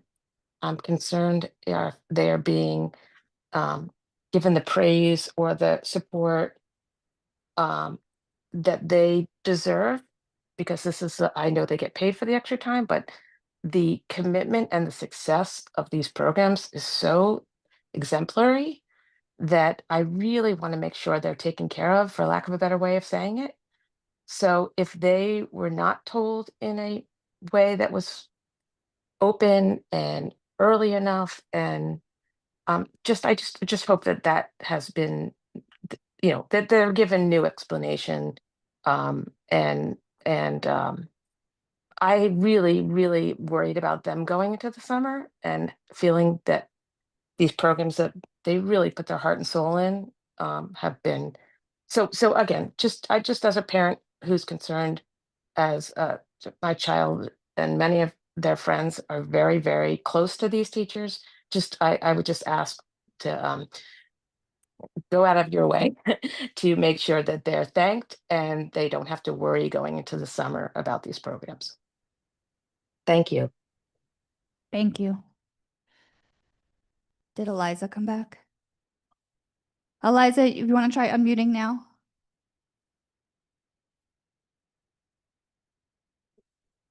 Sure.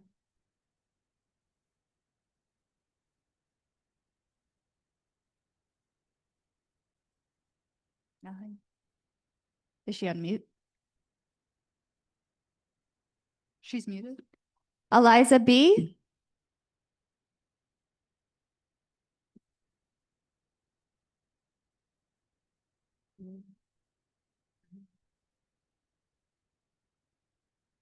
I know.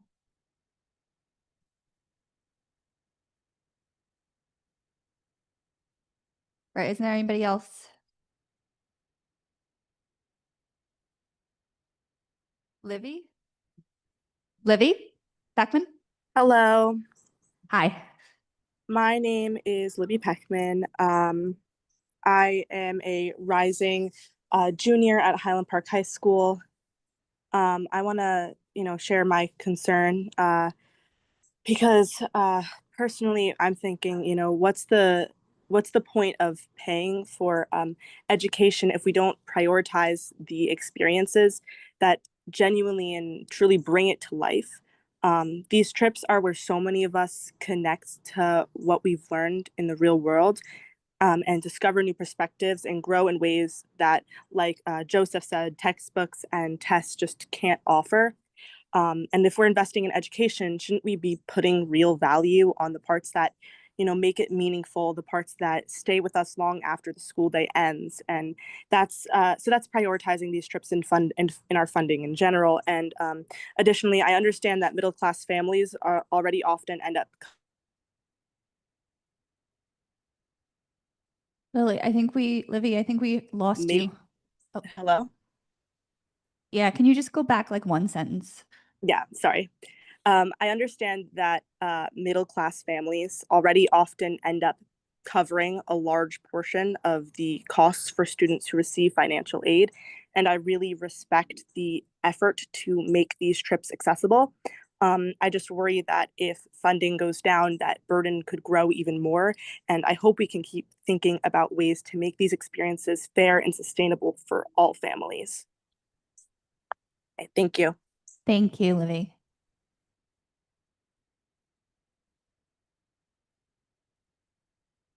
Maxwell?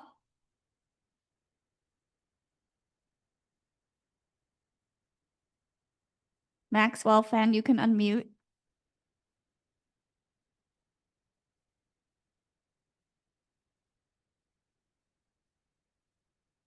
Hello, can you hear me? Yes, I can hear you. Just speak a little bit louder. Okay, hold on, let me fix my settings. Can you hear me now? Yes. Okay. My name is Maxwell Fan, and I'm an officer of the Highland Park Model UN and Congress Club and a rising senior. And I wanted to talk about the importance of these trips and why I really hope that the budget could be reconsidered. I remember how important diversity and civic participation is to Highland Park. And I've lived my entire life here, and I think it shows in who I am and my values. And I remember learning in Bartle about civic issues and how to be civically engaged from a diverse set of teachers. I remember in middle school having Miss Ferengo as a teacher in my 8th grade global civics class. And of course, I remember learning so much about different cultures and global trips and more about our country's history to an extent not achievable in other textbooks and lessons when we went to Philadelphia and DC in the Model UN Club. And the trips that we've had the opportunity to go on in Model UN are deeply valuable to us. And as you've heard from many previous students, they all learned a lot, which they could not have in any other opportunity or on trips that were not curated by their club advisor and social studies teacher, Dr. Adam Gold, but instead curated by a for-profit third-party organization. Even if that cost may be lower, the value is just not there, quite simply. And it's a vacation for fun with friends rather than an educational, which should be the top priority of any school trip, an educational trip, which teaches us things that we couldn't learn in other ways. And the new proposed budget plan would, to be quite honest, effectively kill these trips and greatly damage these clubs, which have a great value to our high school. And I know it is out of place for the town that I've always lived in, Highland Park, the town which cares so deeply about diversity and civic understanding, to excise that from the grasp of so many kids who have worked so hard for this opportunity or even looking forward to it. These trips not only hold value for the kids in Model UN, but they're also a deep part of our high school as a whole. We've had 330 kids, I believe is the number from the last board meeting, take an AP exam in the 23 to 24 school year, and 304 get a 3 or higher. These trips are motivational to high academically achieving students in our school or people who are maybe not at that level yet but want to be. These trips motivate them and bring them closer to care about school more. We've had the recent salutatorian Ethan Ross, he was an officer in Model UN, and the graduating class of 25's class president Sophie Hutner was also an officer in Model UN. And we also offer financial aid in the club to those who need it. These trips are open to anybody. Anybody can join the club and participate and try to get into these trips. So I would just say, please reconsider. The damage caused to the heart of the school cannot be greater than the budget saved, given all of this. Thank you. Thank you. Angela, who's next? Mary Trent? Hi, how are you? Mary Trin. I live at 214 South 2nd Ave in Highland Park. I just wanted to touch upon really quickly, honestly, the communication side of this whole issue. We can see obviously that, by the amount of people that are speaking tonight, that it, touched a chord, right? Is that the right saying? And I feel that, this happens every so often where everyone felt a little blindsided. I heard from my son when he came home from school one day, oh, I walked into, my class and found this all out that there's not going to be any more trips. And, so it was the way that the parents, I think, heard about all of this so secondhand from their kids. And, and the same thing with the teachers. I know that the superintendent, mentioned earlier that, yes, she acknowledges that the communication probably, wasn't ideal of how that was first handled. So I hope that, going forward and, especially over the summer, as all of this is reviewed, that there can be, much better communication and, emails sent out and updates as to, what the next steps are and, what's going to happen. And, and hopefully avoid something like this in the future. Cause it just seemed like had it been brought up at a point where, oh, we're thinking about this and we'd like to get your input, you know what I mean? It would have been a better way to go about it.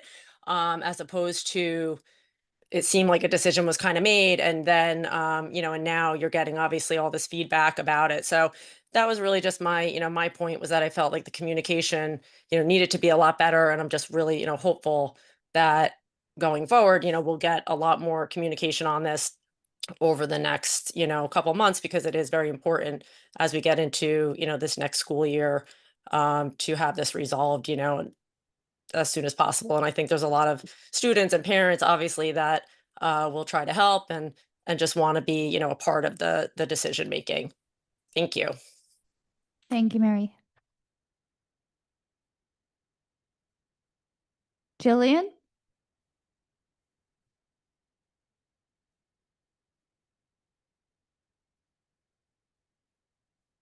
Jillian, if you'd like to unmute. Can you hear me? Hello? Yes. Okay. Hi, my name is Jolene, and I'm currently a rising junior at Highland Park High School and a member of DECA. Like others have said before, these trips are monumental to all our high school careers and what our high school experience is. I've heard my peers who are in Model UN mention how their trips have helped them before as grow as a person, and I can agree that our DECA trips have done the same. I'm one of the students who are able to qualify for ICDC through a manual that Andrew has mentioned before, and I cannot stress how many skills I've gained through this. Not only have I learned how to carry out a project, but at these competitions, I learned how to present with passion and learn how to network. At ICDC, I was able to speak to people from other states and other countries. I was able to learn about these cultures firsthand, which I probably wouldn't have been able to get this chance just by staying in state trips. This was something that cannot be replicated elsewhere. I would also like to say that DECA has helped the GLOW students so much.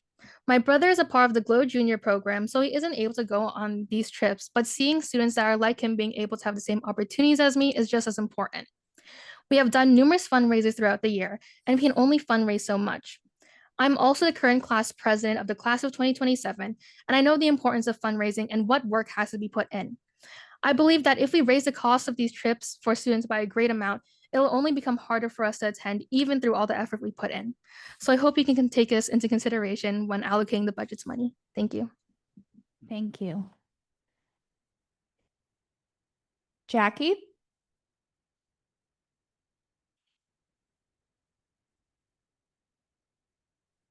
Hello. Jackie, you can unmute. Hello.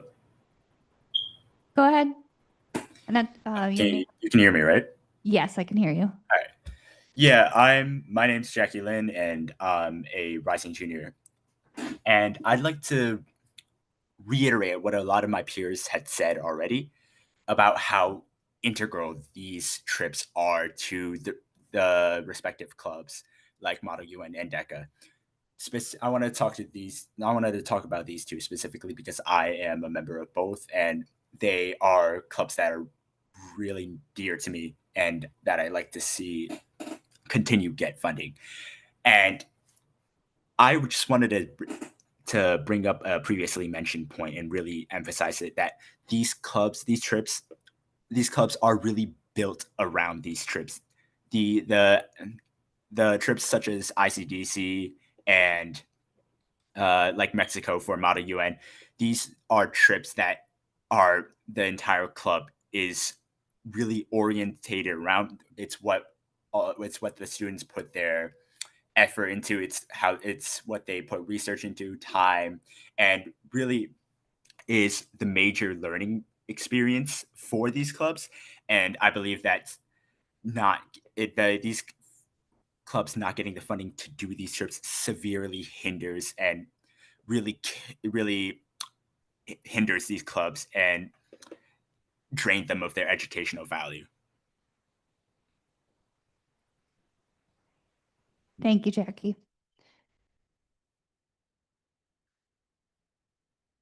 Mary? May? Hi, can you hear me? Yes. So I'm a rising senior. I've done Mod UN since freshman year, and I live at 1304 Ella Lane. So I would like to talk about the same issue, but bring up a different point that I don't think has been explored enough, which is about the cultural value that these trips bring. As a sophomore, I was luckily able to go to Mexico, and I think that was probably one of the most important high school experiences to me at all. We didn't just debate there, we also learned about the Mexican people, how they live their cultures, how they um, view life in different viewpoints. We actually visited two high schools there and got to bond with these high school students. And I've realized that the world around us is not just the same. It's not the same educational values. They talked about their political views, and I really learned a lot of new things that I don't think I would have ever gotten before.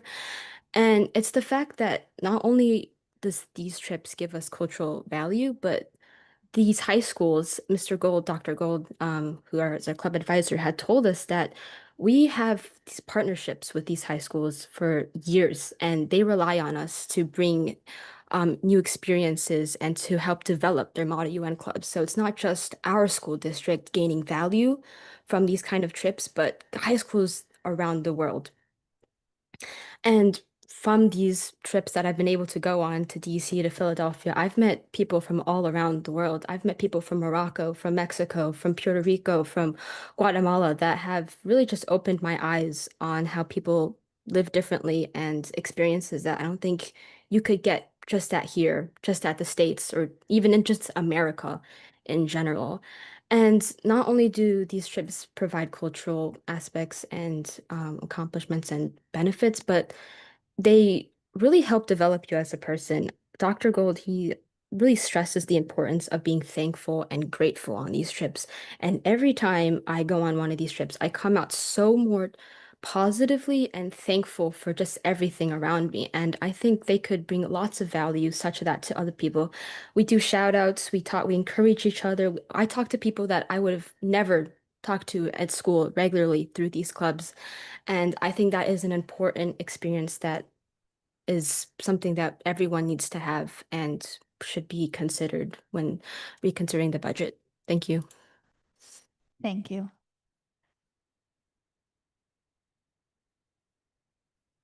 I need to say that louder. Eva. Hello, can you hear me? Yes. Hello, my name is Eva Prandini. I live on 53 Lambiance Court. I am an alumni of the Highland Park Model UN and Central Jersey Model UN Congress Club.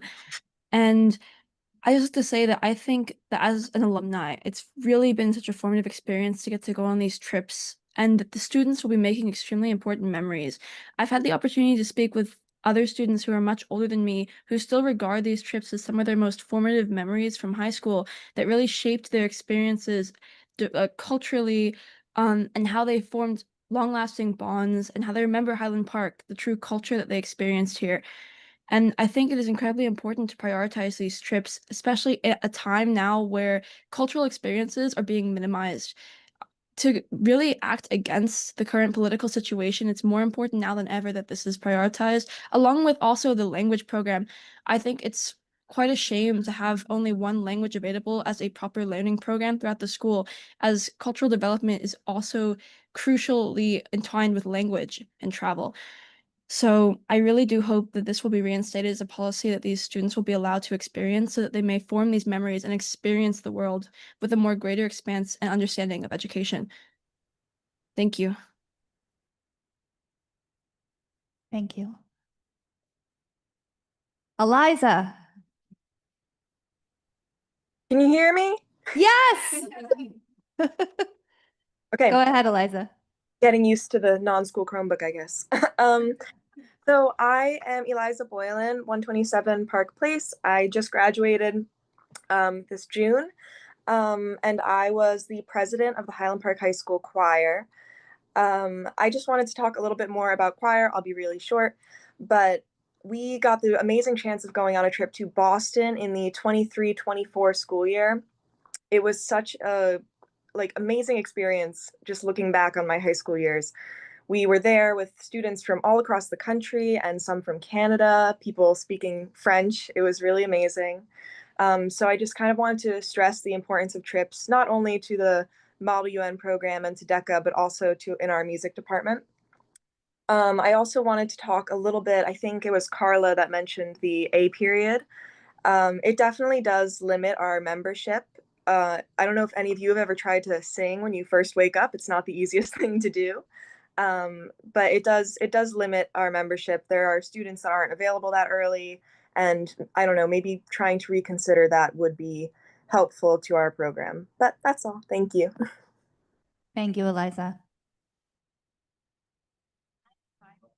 Angela?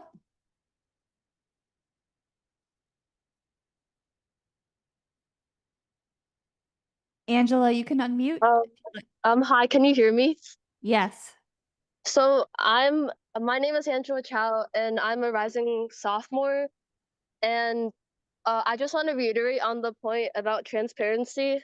So I found out about this entire thing during a math class where a classmate was like, "Oh, did you hear you're not allowed to go on trips anymore?" And there was a lot of misinformation going around.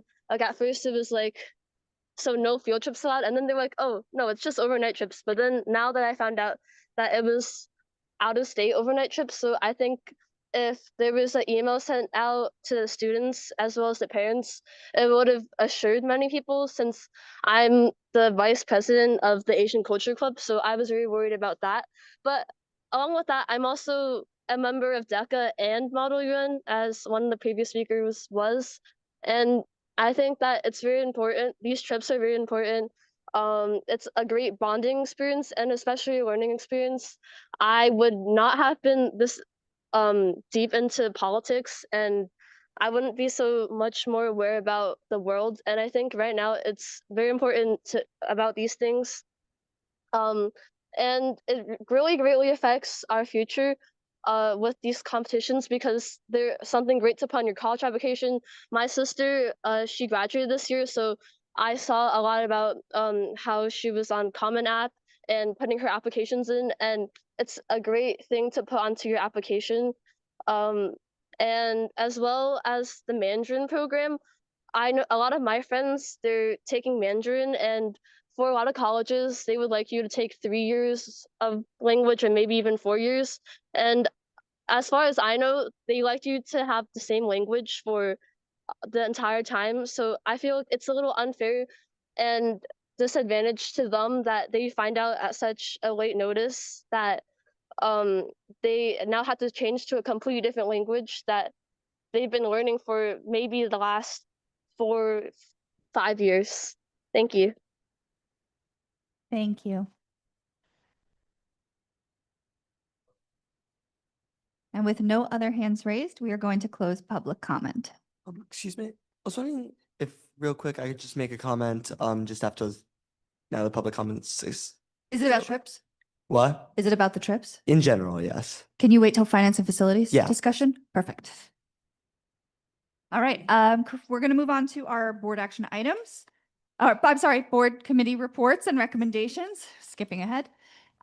We'll begin with curriculum and instruction. All right. Okay, y'all can hear me. So we met on 6/12 with Dan, myself, Ethan, as well as Christina, Michelle, and Michelle Rodriguez and Lisa Saka. One of the main points, I think a really lively discussion we had were about the pilot program from Envision for the math adoption that we piloted in 5 classrooms. We got some feedback that the teachers enjoyed that experience and kind of having the in-the-box solution that linked to assessments. That was something that made it easy for them from an implementation standpoint. And one of the things that it really pushed the conversation on when we think about the future of math adoptions and what we want to use as a high quality instructional material, we really discussed that. And there were some concerns shared about the actual academic rigor of Envision and thinking through, you know, what we want to actually, once we implement something, it's a big change for, change for the teachers. We want to have the right resources, but we also want to drive to student outcomes. So a really vibrant, great conversation about that, talking about the kind of bigger context for academic achievement in the nation where we're seeing, you know, not the gains that you might want to see and how we as Highland Park can really lead the way. One of the things we discussed was the kind of intentional integration of assessments over the past year and investment in that. We want to continue that very strong investment in showing the commitment to supporting student growth and achievement for all students. So really continuing on the outstanding work of Ms. Saka and Rodriguez. As you know, we think through this next wave of incorporating feedback. Now it's picking the right high quality instructional material to make sure that that can help students across all proficiencies. And so one of the things that we landed on, continued discussion around what is that material that's really going to suit the needs of our students. And so there's continued discussion about that. But I think it's important to note that, you know, we don't take the decision lightly, and we want to make sure that we are really thinking about a coherent solution on the math adoption side. So very vibrant conversation there. Let's see, we've got the focus grant was accepted. So we received a grant from the DOE to pay for the universal screener for ELA for grades K-3. And that was the amount for that was $4,405 to be precise. We discussed policy 5516 and regulation 5516 for the use of electronic comm and recording devices. So we appreciate, you know, that this was brought up. A concern was raised for the high school about allowing students to use phones during study hall and field trips. So the thought was that it interrupts social relationships and may be better to have a full ban there. So we want to return that and have more, you know, future discussion there. We discussed field trips, which were approved. We approved the field trip for the GLOW program specifically to explore the community. Those are the main, I think, you know, get very robust, good, great conversation on that side. I thought good kind of forward-looking discussions to come on that. And then we will be moving, let's see, I think it's 1 through 11, and I'll read through these. Approval of the field trips, approval of the HIB reports, approval of the evaluation of the instruments for the back to school 25-26 school year, approval of the safe opening and continuity of service plan, approval of the universal graduate students for teaching internships and junior practicum and observation. There's a list of students there. Approval of the sidebar agreement between the Highland Park Board of Education and the Highland Park Education Association. Approval of the spring school bus emergency evacuation drill. Approval of the submission for funding of optimal comprehensive universal screeners. So that's what we mentioned before, the grant that was approved. Approval of the agreement with School of Health Sciences. Approval of the agreement with William Patterson University. And approval of the home instruction starts. And I think that is it. And if Ethan want to add anything, I know we had a robust discussion. If there's anything I missed from that conversation we had, feel free to add. Any questions? No, that was great, Sarah. Of course, I'll have something to say about cell phones, but but I want to make sure you're finished with your report first. Yes, please do. Okay. Well, anyway, I just wanted to say, you know, really happy to have the chance to review the policy and also the accompanying regulation, which is sort of whatever the rubber hits the road. I think both are a big step in the right direction. I know the Central Leadership Committee has discussed this in depth for nearly a year. done a community survey, considered the results. The committees have had it, the standing committees have had a chance to look at the policy and regulation and offer feedback. So the process has been really good, which I think is important because we need community buy-in here. And I think the result is going to absolutely benefit academics and mental health. So I'm absolutely glad to vote to adopt it. I think that it's really important that the policy, rather the proposed regulation explicitly states that devices will be placed in secure locations for the duration of the school day for the Irving Barlow Middle School, or just for the instructional period for the high school. In other words, it says in the regulation itself, that there has to be a place in the classroom or in the school where cell phones are put, and it's not up, so they're not in students' pockets or coats or desks or whatever. And that's just super, super important that there's no wiggle room around that in the district or in any of the schools. Research shows that just having access to a cell phone reduces students' concentration, is distracting. So we want to remove that temptation so students can really get the most out of this new regulation, focus on their classwork. And also, having a secure place to put phones, either for the whole day or the instructional period, is going to make it a lot easier for teachers. If they're not having to constantly, monitor things, there'll be instances, of course, but if there's an external place the cell phones are put, make it much easier for teachers, which is going to make it much more likely this policy is rigorously enforced and succeeds. So again, this policy is a big improvement over the status quo. I do think it's a missed opportunity in the high school because unlike at Irving Barlow, the middle school, high school is not a bell-to-bell ban, at least in the current proposed regulation. So in fact, the regulation explicitly for the high school will allow cell phone use during lunchtime, on a bus for a school field trip, overnight or not, and during passing time between classes in a study hall. The research is really clear. Cell phones have no place in classrooms.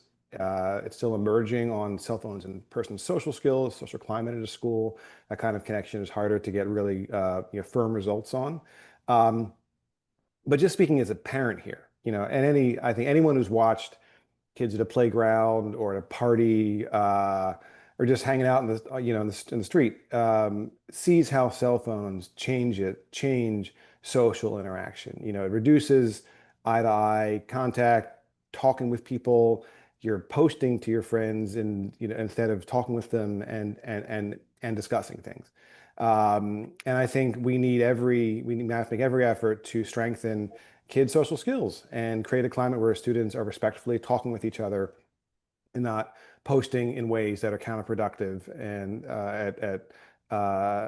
don't allow these beneficial social relationships to develop. I think good step in the right direction. I think there's a missed opportunity here.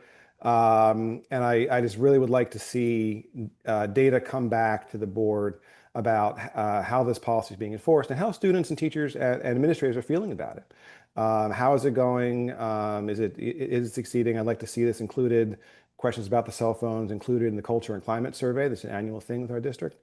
And I'd just like to hear from administrators and teachers on how they feel this policy is changing the schools, for better or for worse. It'd be great to hear about that next year and the succeeding years, so we know if the regulation is working as it's written now, or if it perhaps needs to be strengthened in the future. So thank you very much.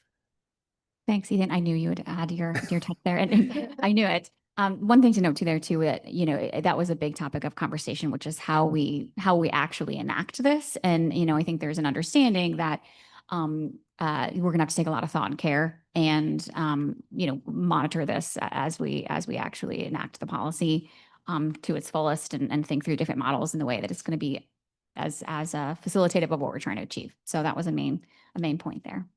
And then I think, Jen, I saw you were gonna. Before Ethan was talking. I just had a question about the storage, the way that we're talking about storing the phones, because I haven't seen any specific notes about that, but I know that's still to be determined.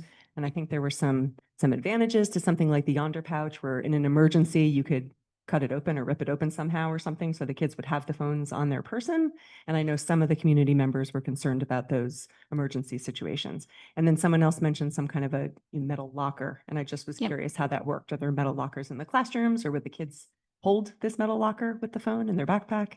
Yeah, those how both that those would work. both came up as a point of, potentially yonder pouches. And I believe those were discussed for some reason as being a little easier for younger students, and then the potentially the lockers for older students. That we discussed different mechanisms for making, the unlocking kind of with the lockers, you can imagine the lines and how that would work. There's actually real operations that need to be thought through here. And so there was discussion around that. Christina, was there anything? I mean, I think it was all, we were discussing what the options were and looking to what some other districts have done to more automate it, but there's risks with that as well, where Right. there's things they can unlock themselves, but then you have to guard, there's a lot of practical. I don't think we came to an answer except for we're investigating. Yeah, we're investigating both of those. We are trying to explore some options, including how to fund these things, either option or, what we're going to do with them. So we're still exploring all of those options, and that's summer work. And then managing it, right? So there's the actual purchase of whatever whether it's the pouches or lock boxes or something like that. And then there is the human resource capital of it, the logistics on, do we need to pay more staff to do something with this? Do we need to, how is the flow going to work and things like that? So the feedback we've gotten from other districts that have done similar things is that it just takes some time in the beginning to develop a process, but we kind of have to look at what we have at our disposal to figure out what is going to work best. So we're exploring those over the summer. That was my, oh, sorry. I was just gonna say. Yeah. Yeah, I was just going to ask it because part of my question was going to be about the human resources, who's going to do it, how we're going to implement it. But I'm also on the side of Ethan where I'm like, high school doesn't really need it during the day. I'm open to lunchtime, but like on the buses and in the hallways, it still really doesn't cut down on a lot of the bullying or behavior issues that we have. And if they have access to it, then you have to have a teacher ask for it, and that could be a potential issue for both the teachers and the students. Yeah, so I think what we're going to do is we'll continue to monitor it. So the idea is I've done a deep dive into the discipline and referral data regarding anything that's been through personal communication devices. And then we'll continue monitoring that and seeing how that comes, especially particularly in the high school, if we want to tighten up the policy, regulation, if we want to tighten up the regulation moving forward, because the data is showing that still during those unstructured times for high school, like passing time and study hall, it's still becoming problematic, then we can always reopen the regulation based on that data and adjust it. But the idea is through education, the students would be granted more access as they got older to also teach them how to be good users of the devices. I think there's a lot of value in that too.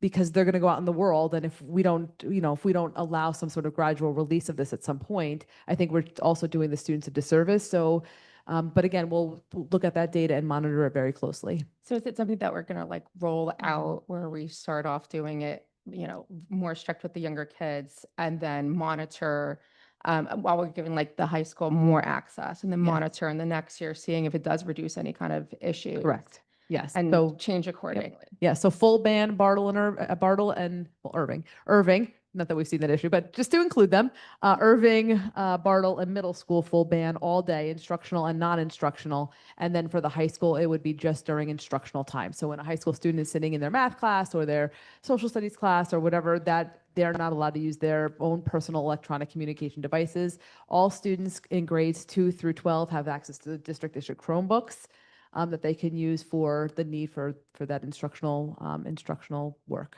And how do we handle burner phones? What? I'm sorry.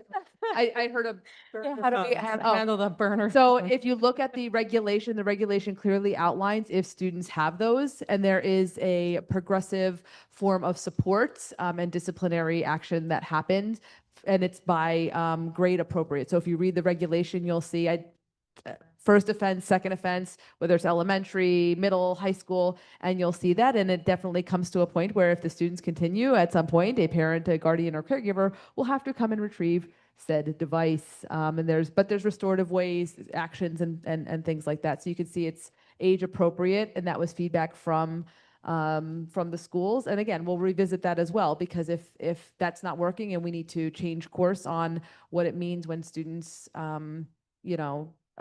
don't follow through on their end of the bargain of the regulation, we can adjust that too. But we thought this was, the buildings had a lot of input, the school leadership teams had a lot of input in working through this. Yeah, and the other thing too, is that especially when you think about the high school and the logistics, it's just harder. So we're going to learn a lot in doing it in situations that are a little more contained, where we can get feedback and figure out what just works. And so when we do roll something out, it's going to be really methodical and I think have a higher rate of success while acknowledging that we're still figuring out what's the best way to do this. Sorry, I had a quick question about the phone policy too. So I apologize if I missed this at a last meeting, but are middle school and high school students still gonna have control over the location of their phones? Like, are they gonna be able to have it in their bag? Because this has been an issue that's been discussed heavily among high school students, and I know the overwhelming majority of high school students feel that at least if they can keep it in their bag in case of emergency, that is the feeling of the student body. Yeah, so for Irving Bartle Middle School, the Bartle will be, I think under Miss Knapp's leadership, she would like the pouches. They're in the high school, the ones where you put they're like shoe rack. Thank you. Shoe racks at Bartle, just because the students, it's a little bit more controlled at the elementary level because they're pretty much with the same teacher all day. So right now they're actually under some change, some new tier 1 and tier 2 behavioral supports at Bartle. We're actually not seeing as much of an issue. So they thought that would be a fair way to sort of control that. At the middle school, we're exploring the two options, which are the pouches or the lock boxes. If it's the pouches, the pouch would be on the child. So the physical location would still be on them. They put it in the thing, they lock it up, and it's with them. And on the way out, they unlock it.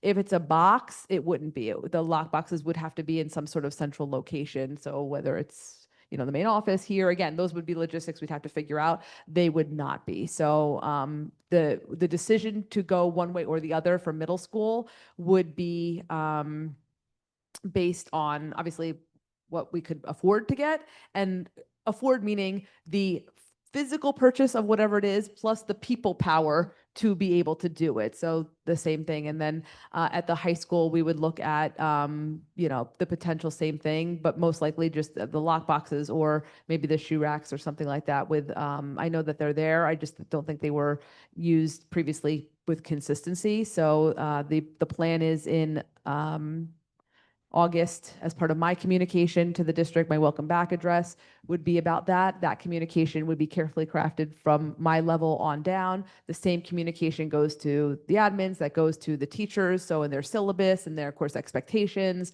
in their Google Classrooms are putting out the same expectations, and there is adherence to those expectations. Okay, sorry. Just a quick follow-up question. So the pouches, would those be able to be student unlocked? Like in the case of an emergency, a student could go into their bag and unlock the pouch? It has to be unlocked by a magnet, so they'd have to get access to the magnet. Okay, because I know the main concern, and this is something that's been discussed in classes I've been in or history classes, when there are national emergencies in schools, students want to be able to contact either emergencies or their parents in these scenarios. So that is something that I think a lot of the students are concerned about when we say like lock Right. boxes. And So we appreciate it. Oh, I will just say that, so at any time, if anybody has an emergency, they can go to the main office and call home or call somebody, and vice versa. Right now, you can call the main office to contact your child, and we will bring them down to adhere to that. I'm going to circle back to the emergency we had last year, the year before at the high school. A lot of times when you have access and you want to contact, I understand making sure that your child or someone that you love, your parent, somebody is okay in an emergency, but also sometimes by that quick access has released some confidential information in terms of our location of where we are, and puts us at a significant risk in an emergency. So I know that we want things timely to come out, and I know I've been criticized in the past for those emergencies that my communication doesn't come out timely, but that's because we're reacting in emergency. We have very particular things we have to do. I'm operating under the Office of Emergency Management and local law enforcement to be able to push out communication. So those things are important, but I would also probably just push back a little bit to say, we have ways to contact anybody in an emergency now through the main office phones. Quick access to your device will actually make us safer, believe it or not. Yeah, I was just going to respond to that, which is, I think it's a really good part for communication where acknowledge that's like a fear of folks. They want to be able to open it. But however, there's a protocol when there's emergency and it shouldn't be just to pick up the phone, right? I mean, I think that's kind of there's a broader way to handle that. But I do think that's something to deal with, right? Where it's like, I know I want to be able to under a situation where and have that control. So I think maybe that's a communication point that's worth incorporating. Just one more quick point that I think we brought up a couple months back about this is that maybe we could look into education for parents on how to model good behavior at home. Because that even as an adult, like I think Ethan brought up, just having the phone on you, you're kind of tempted to use it. I recently was at the doctor's office and in the waiting room, everybody's just sitting there either filling out paperwork or on their phones. However, I ended up needing an x-ray and had to leave my purse and phone and everything in the room and walk to this other room. And we were all just chatting, waiting for the x-ray because nobody had their phones. And we commented on it like, oh my God, we're talking to strangers, you know, so even adults, you know, could use some guidance on that. And certainly, I mean, I'm yelled at from my kids, put your phone down. You know, we're supposed to be playing this game. I'm like, I'm just checking. Doesn't matter. Put your phone down. So that would be helpful for the parents too. Can I make a quick comment unless someone else has something to say? I have some time Go already. ahead. Two things fairly quickly. First, just Dr. Suska, I hope you feel comfortable talking to the board about the different levels of resources that might be needed for different ways of implementing the policy. I mean, it shouldn't be all on you and Denise and your staff to try and imagine how much money could possibly be spent, right? I mean, if we had a menu of options and saw the possibilities, I think we could all help to make a decision if that was appropriate. And so you might feel more confident in going back to the community and saying, this is what we've decided. It's cost this much, but we think it's worth it. So I just hope that's something we get a chance to take a look at this summer as a board. And also, speaking of funding, I was wondering sort of whether the district is considering asking students who bring cell phones to contribute to the equipment might be needed to implement the new policy. I mean, cell phones cost money, plans cost money, cases and what other stuff. I mean, building in the cost of the supplies in school to store your cell phone seems reasonable to me if it's not extravagant. And I think that might take some of the bite out of the district, take some pressure off the district as well. So is that also being considered? No. But if the board would like me to pursue that option, I certainly can, but we can talk offline about that. I'm not sure I would ask students to pay for storage of the device. I'm hoping that we can come up with a couple models to be able to fund it. Like I said, I am working collaboratively with everybody because I don't want to make a decision for what will work for the high school or work for the middle school. They know their school's best. Their school leadership teams are doing remarkable work about problem solving. So I would love their suggestions and input to say, here's how we think we can run this model, or here are some options.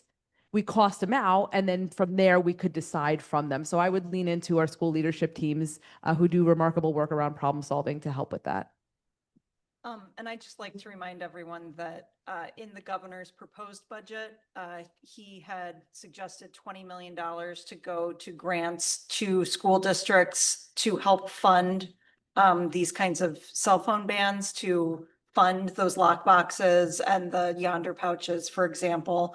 A budget should be introduced this week and has to be passed by June 30th. So we'll know very shortly if that money made it into the budget. And I would imagine that guidance on how to apply for that grant funding would be coming shortly thereafter in order for it to be available to districts by the fall. So as we think about funding, we will know shortly whether we're going to be able to access help from the state in order to help fund that. I would say, I agree. I would just say, we ask students to pay for insurance on district provided devices. That is a family expense. And as we work to figure this out, the yonder pouches aren't extraordinarily expensive. And if it turns out that the manpower is more expensive, I don't think that's the end of the world. I think just on the topic of having students pay for the pouches, just kind of from the perspective of a student, if you're going to tell them that the district is locking up their phones, they're not going to pay to help you do it.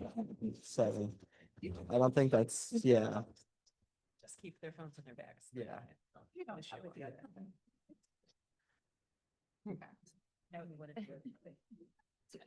Okay, equity and excellence. Well, that conversation just took about a quarter of my notes off the plate, as we did have that topic on our agenda. So we met on June 12th.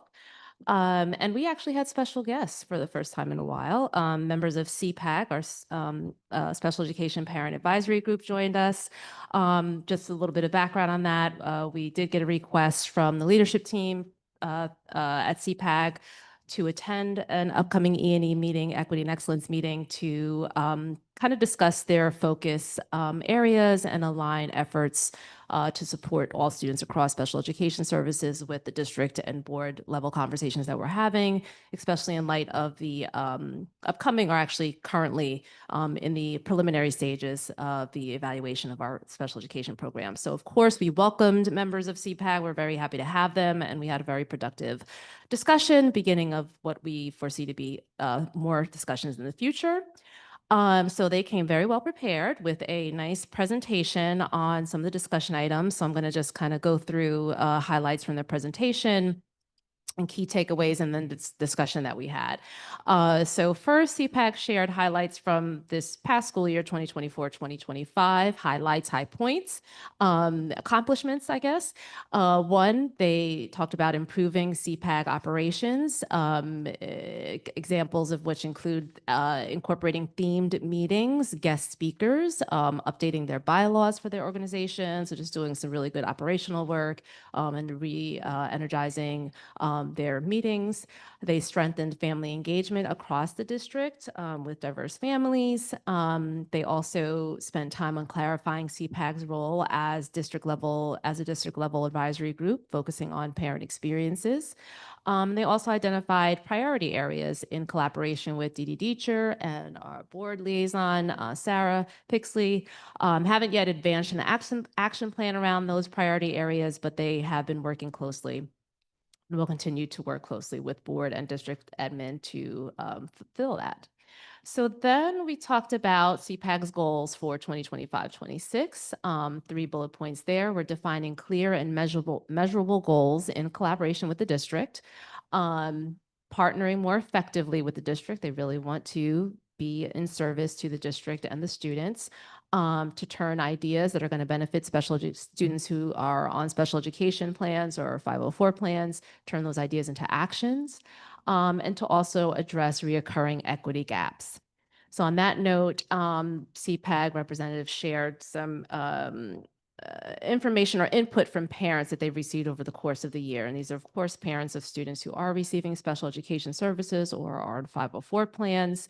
Some of the priority areas for parents that did share and provide input to CPAC. One of the kind of bigger, broader areas was around transparency and equitable access to services. And a couple of the concerns that were raised, or a few of the concerns that were raised by parents in this area revolved around just not really understanding the very confusing by nature, I think, 504 process, IEP process. Parents just frequently reporting that they just don't understand why their kids who may be in the 504 system don't qualify for IEP services or support. And particularly those parents who have been told that their students have made progress, I guess, in the 504 system, so they don't qualify for the IEP, special education services. And these are parents, in some cases, who students may be reading far below grade level, but have still been told that their student does not qualify for special education services. There's also concern about a lot of concern about lack of clear criteria for tier entry and exit and progress, I should say. So this is, definitely a systemic issue, just in terms of the movement around in and out of the different tiered levels of support. Another big area, just generally speaking, about equitable access to services. Parents have talked about delays and barriers to evaluations and support for their students. Some families who do have the financial means or have had the financial means to pay for private evaluations have done so, and those evaluations have, I think in most cases, resulted, not I think, but what has been reported or shared with us, have resulted in the district agreeing to IEP services that had been previously declined. And, we talked about, especially with a few of us on the committee being in special education, talking about these are definitely systemic issues that are clearly evidenced in the research around special education. So Highland Park is no exception to sort of these kind of concerns about the equitable access to services, and how oftentimes, unfortunately, getting those outside evaluations, private evaluations that cost a lot of money, end up resulting in more services. So we talked about, just the concerns around that, and that's an area that we definitely want to continue to address. They also shared concerns around inclusion and high academic expectations for students who are on IEPs or have 504 plans. This is another area of concern expressed by parents. For example, some parents worry that their students are not academically challenged enough or sufficiently supported to be successful. Many parents worry about, for example, missed state targets for special education students, and really concerned about what the district is doing to make sure that those students are being academically challenged at their level. Also concerned about lack of access to rigorous content. Some parents feel that their students are limited to lower level courses, quote unquote, even if they have the ability to be in more higher academic level classes. So for example, students with IEPs are not allowed to enroll in academic class. I shouldn't say not allowed, but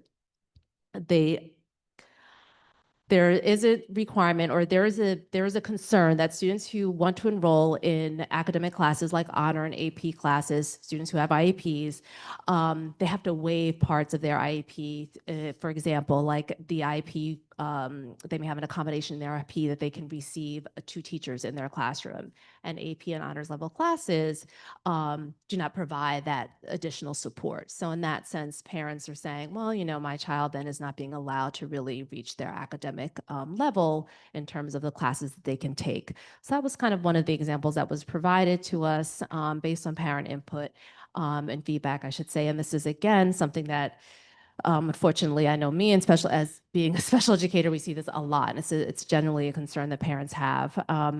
We talked about also difficulties with inclusion related to academic expectations, particularly at the middle school and high school level. So concerns around just what is expected of students who have 504s or have IEPs, and the level of challenge that is given to them.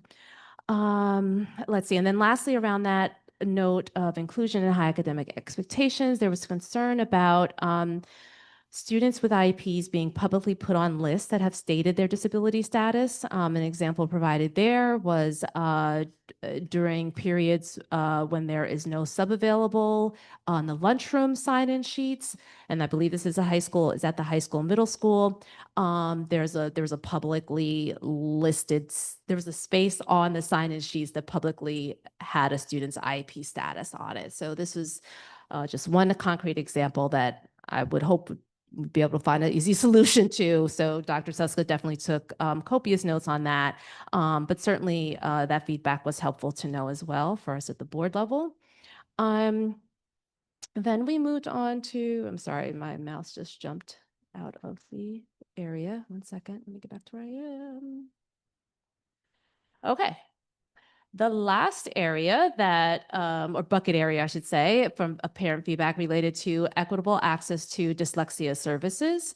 So this is a concern that many families have regarding their child's struggles with reading, and especially in terms of being able to get evaluations. So again, just this issue of parents finding that their child may be reading maybe 1 or 2 grade levels below and still not qualifying for an evaluation to determine whether they would be able to receive special education services.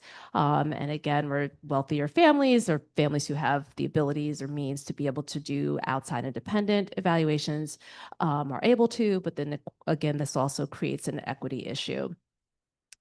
So, again, just parents saying they reported repeated requests for dyslexia and dysgraphia evaluations being denied until they went outside for an evaluation independently, or they brought in an advocate, and then they were able to see better results in terms of getting an evaluation for their student. And then lastly, in that note, there was a concern about also only having one multisensory reading interventionist in the district at this point. Parent feedback is positive around the impact of that intervention, but noting that some students with IEPs are unable to access the intervention, I think more so about scheduling concerns. So yeah, we had a very rich conversation, a lot of discussion points here that we went into depth on. I'm going to talk a little bit about some of the discussion that we had as a committee after the presentation. Some of the I think the input that then Dr. Suska provided was obviously taking copious notes, but also reminding us that the Compengo, is that how you pronounce it? I never get it right. Comengo Consulting, yeah, every time I say it differently. Comengo Consulting Group, who is working on the special education evaluation. They are in the process of reviewing documents and waiting for a few more documents to be reviewed. So that process is ongoing. We're not suggesting that some of the concrete items that are low-lying fruit that was brought to our attention cannot be addressed in the meantime. But Dr. Suska did offer an update on that work that Comengno is doing. We discussed a partnership with CPAG at the board level and equity and excellence in particular, but also in terms of, and I did offer up curriculum and instruction as well as another venue for CPAG to sort of collaborate and have board level discussions, particularly because issues around, for example, the co-teaching model or inclusion practices really do fall more directly under the realm of curriculum instruction. So thinking about how we can continue to sustain these discussions and really put forward and hear about concrete actions and the impact of those actions around those areas of concerns. Sometimes the issues may fall under curriculum instruction more closely, and sometimes they may align more closely with equity and excellence. But the bottom line in that discussion is we do want to see, and I think we all agree that we do want to continue meeting with CPAG periodically to have a more close working relationship and to see that happen in both curriculum instruction and equity and excellence. And then we talked about, I'm sorry, I'm just going to try to get down here. Some of the questions that arose out of the presentation specifically were around what is the district done to educate parents on the 504 and IEP transition and processes. And so I think a concrete next step we talked about was thinking about putting together an infographic, a FAQ resource for parents, really pushing that out, doing a parent workshop with presenting SPED processes. Dr. Suska talked about definitely wanting to go forward with that in the fall. So we really agree that it's important to get the information out there, provide clarity, and also just make sure that internally, as Dr. Suska talked about, just kind of removing any sort of silos in the system so that there's more collaboration, communication, and understanding around these processes, even from, like I said, internally. So just kind of closing the gap on those areas of information and streamlining the information sharing process as well. I think that pretty much does it. Let me just see. Lastly, CPAG did express that they do want to be involved in the transition process with the new director of Ed Services and having broader conversations with all the bodies that will be included in that process. And that wraps up, I think, my summary of that significant portion of our meeting, significant in a good way. So we dedicated 30 minutes to our first half an hour of our meeting to CPAG. It was a very rich discussion, and we went over by like 5 minutes. And I think we were all left out of there feeling positive, I think, about the results and next steps, coming out with some tangible items that we really want to see going forward in terms of more information and a parent workshop in the fall, and then some periodic meetings with CPAG in the future.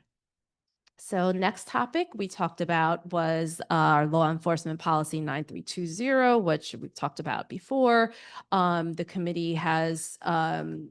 Suska presented to the committee that Strauss the Bush law firm did recommend that we should keep Strauss's policy and adopt all the regulations as it does match the code and requirements of the regulation as we sort of talked about before. Dr. Suska also discussed that our safety plan does already mirror the law enforcement MOU. So we are, in alignment there. We have to be. So on that note, the committee did agree to move forward with first reading. But we also talked about keeping on our radar the concerns around the police interviewing of students when it comes to, incidents that rise to that level. So we did talk about some possible professional development opportunities around that issue as well. Then we talked about policy 5516, regulation 5516 around use of electronic communication devices. I don't think I have a whole lot to add to what was already stated. Let me just see if there were any points that Equity and Excellence raised that we didn't already discuss in curriculum instruction. Yeah, I think everything here was covered. I'm sorry, I just want to make sure I don't leave anything out. We did have a pretty lengthy discussion about the onus for taking students' phones lying on staff's hands. And of course, as I think Ethan mentioned, we would hope that that wouldn't happen frequently, but it's going to happen. So I think our concern was just around the burden that will place on the shoulders of teachers, and also kind of the tension that could also create between the teachers and students, and that, kind of that relationship.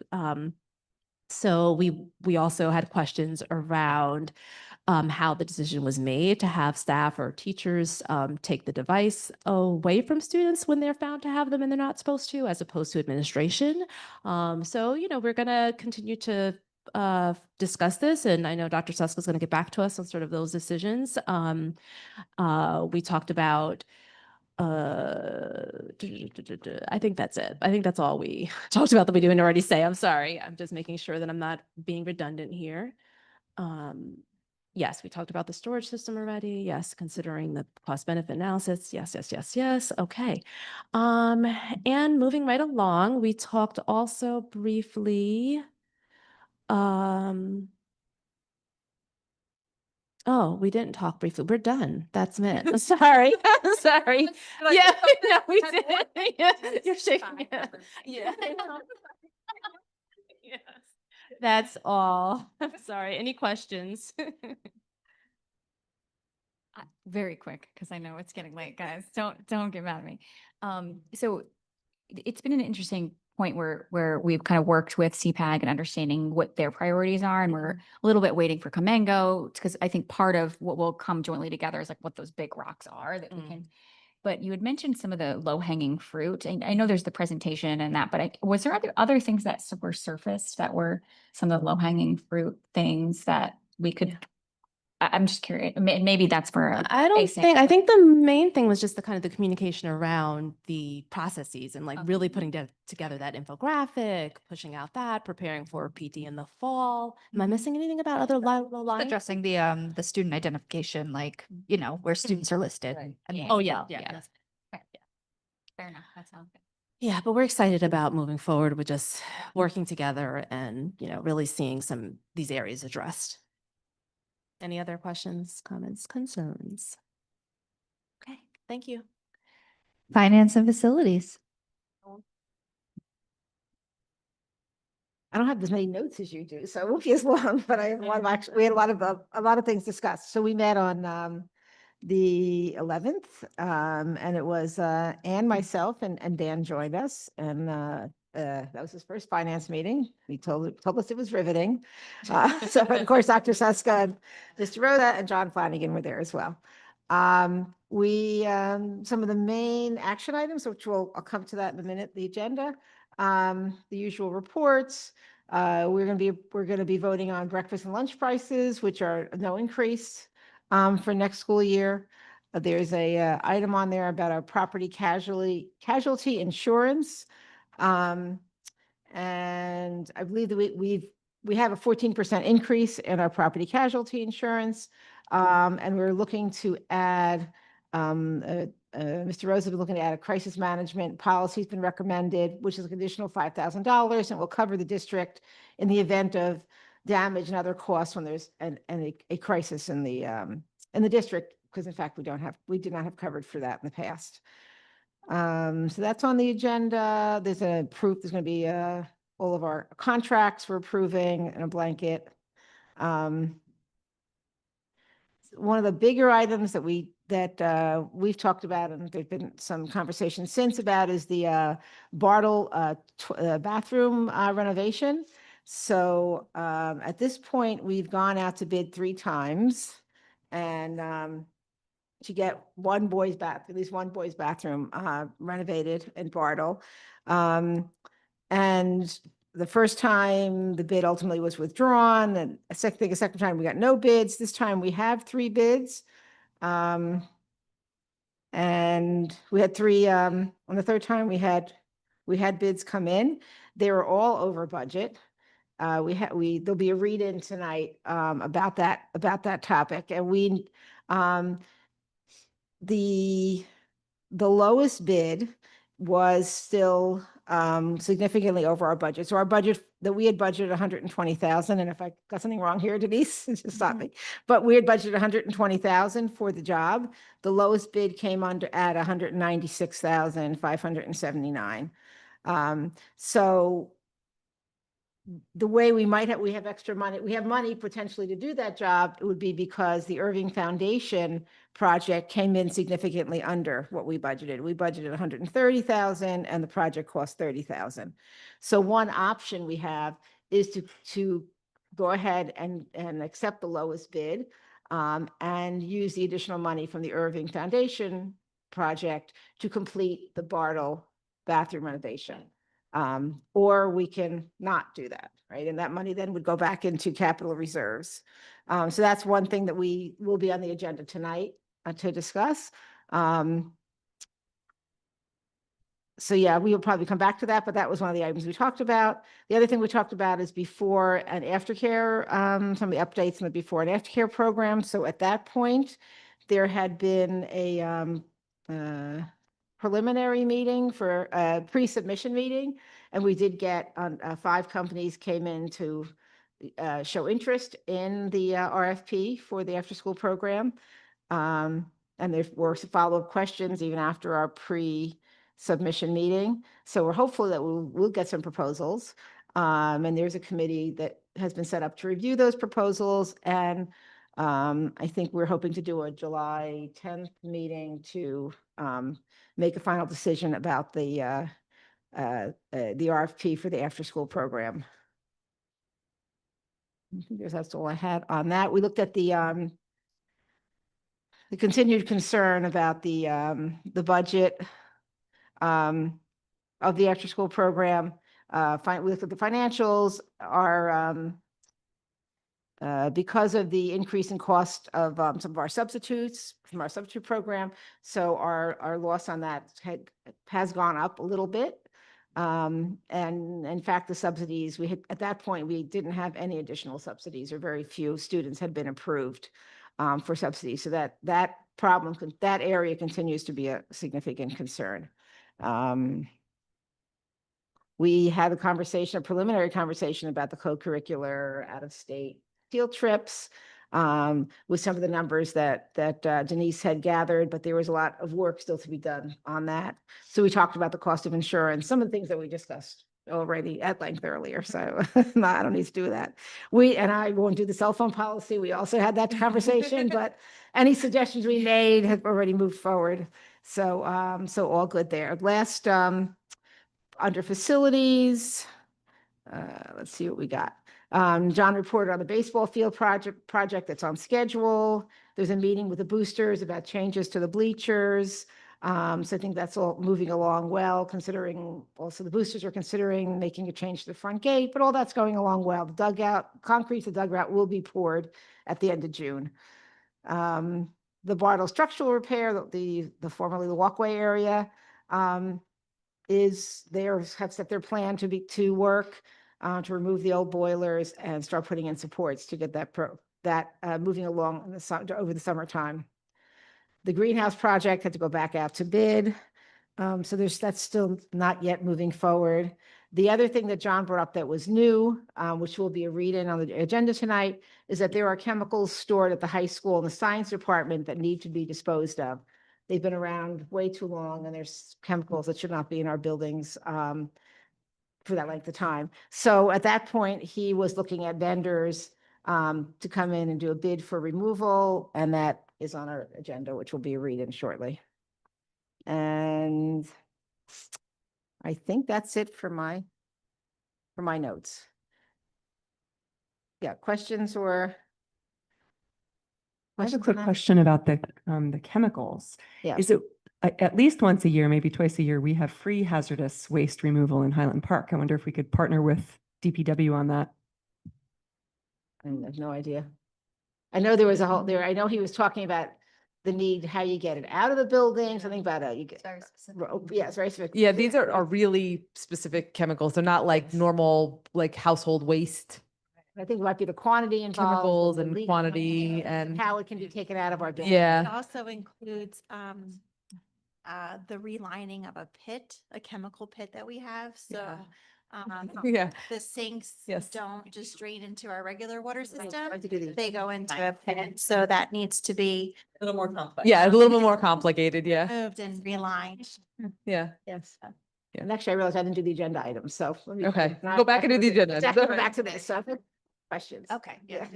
Okay, so on our agenda, we have the bill list through the end of June, through June 23rd, travel and related expenses, all of our usual. The treasurer's report is through the end of May, as is the board secretary's report. All our typical certifications and budget transfers.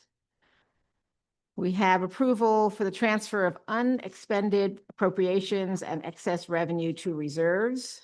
So that's moving money to transfer to our capital reserve account and into maintenance reserves. We have a sort of a blanket approval. It's a report, all of our awarded contracts. And if you look at the agenda, it's a very long list of what areas we are approving.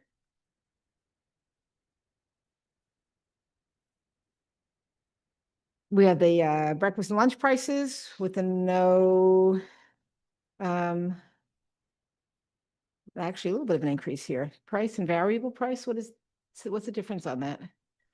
There should be no increase. What is that then? As I'm skidding, I thought there was no increase. Variable prices for students that pick a alternate lunch. Oh, like, okay, so something It's different. a higher end lunch, I guess. So if Okay. you want sushi, there's a variable price. Okay, but our that typical they price is the charge same. too. Okay, it just struck my eye. Approval of contracted service providers and related services. We are adding a wrestling clinic for 6th through 12th graders. There's a non-public pass-through for contractors for professional development and handle with care for our staff through behavior management services. Contracted service providers for the Ed Services Department. And then all of our out-of-district placements for the 25-26 school year are listed here.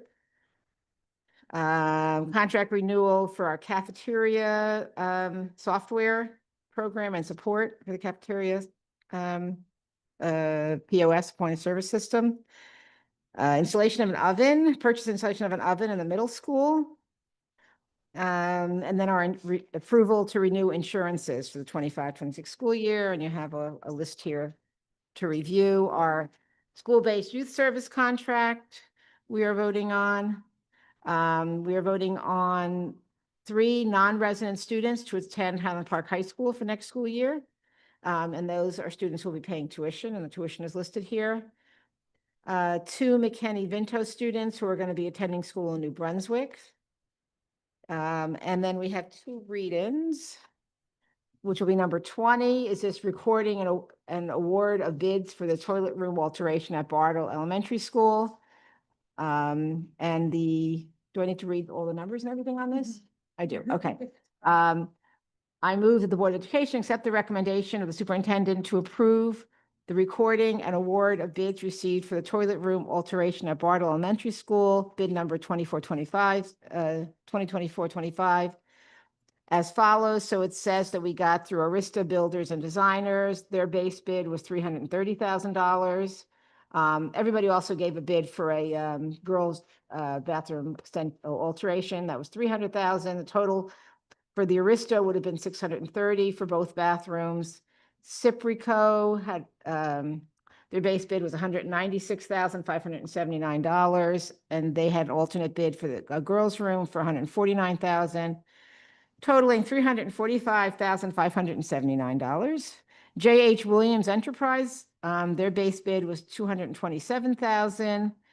Their girls' bathroom was $157,000, total $384,000. And coming from Salazar and Associates was a base bid of $248,900. I'm sorry, it's a really long day. Their alternate bid was $145,000 for the girls' room, totaling $393,900. So be it resolved, the board award the base bid to Ciprico Industries in the amount of $196,579. So that's number 21. That's number 20. Number 21 is approval of proposal to provide hazardous waste management services. I move the Board of Education accept the recommendation of the superintendent to approve the proposal from Old Colony Group LLC to provide hazardous waste management services to the Highland Park High School in the amount of $29,001.79, covered under the Ed Data Cooperative Bid 12182. And that actually is the end of the Finance Facilities Report. And that, if any other questions? I have one quick question about the McKinney-Vento students. Yeah. I understand how that works for the most part, but I thought it was generally when the districts were a little bit further away. So I'm just wondering how it works out that they're just going to New Brunswick, which is so close, instead of here. Did you help me understand that? So if there's a student that is McKinney-Vento, by law, they have a choice. They either can remain in the district, their last district of residence, which would have been Highland Park, or they can attend where they're living. So it's their choice. If they choose to continue in Highland Park, then we're responsible fiscally. If they choose to attend another school district, then we are responsible fiscally for their tuition and transportation. Yeah. Okay. Same goes for other McKinney-Vento students from other LEAs that are surrounding. We bill them for tuition. Gotcha. Thank you. I just want to clarify the Bartle bathroom. Yeah, I realize there's some more things I should add about. Yeah, that. so the decision that we have to make tonight is whether or not we award this bid over budget. Now, the money that would be used over budget is from another project that came in under budget, but this type of money, which is from capital reserve, can only be used for capital reserve projects. Okay, so it can't be used for anything else. So we kind of have a tough decision because this is the third bid that's gone out for this bathroom. We've been talking for the bathrooms a long time. The kids really want the bathroom. That's what I meant to add, right? You know, and all of the things that they ranked as priorities at the school, the bathrooms were one of them, but it is a lot of money to spend on one bathroom. I know that John had said that the water retention or like the standing water problems that had existed in the bathroom have been remedied, but that issues pop up maybe every other month where there will still be standing water that they have to it's because deal of a with. snake that's stuck in a drain. Yeah. Just cause So anyway. periodic backups. Any thoughts on this? I feel a little bad that it's only the boys' bathroom, not the girls as well, that we can't Yeah. do both of them because all of the students were looking for a new bathroom. So I feel a little funny about only awarding it to the boys' That has been the bathroom. plan. That was the worst one. And that's what, you know, obviously the goal would be to try to do, you know, one a year, 2 a year, ultimately we get to a referendum some years, but I think Dee said there were 12 bathrooms or right, or John said or something. So there's a lot, it's, you know, the facilities are old, you know, our schools are old and They need to But be we can't promise to maintained. do another one next year. That's already kind of Well, done. That's right. We didn't We could do budget for that next year because potentially how this tight month money, how and tight then- money is, right? So it's, it's, you know, it's a challenge.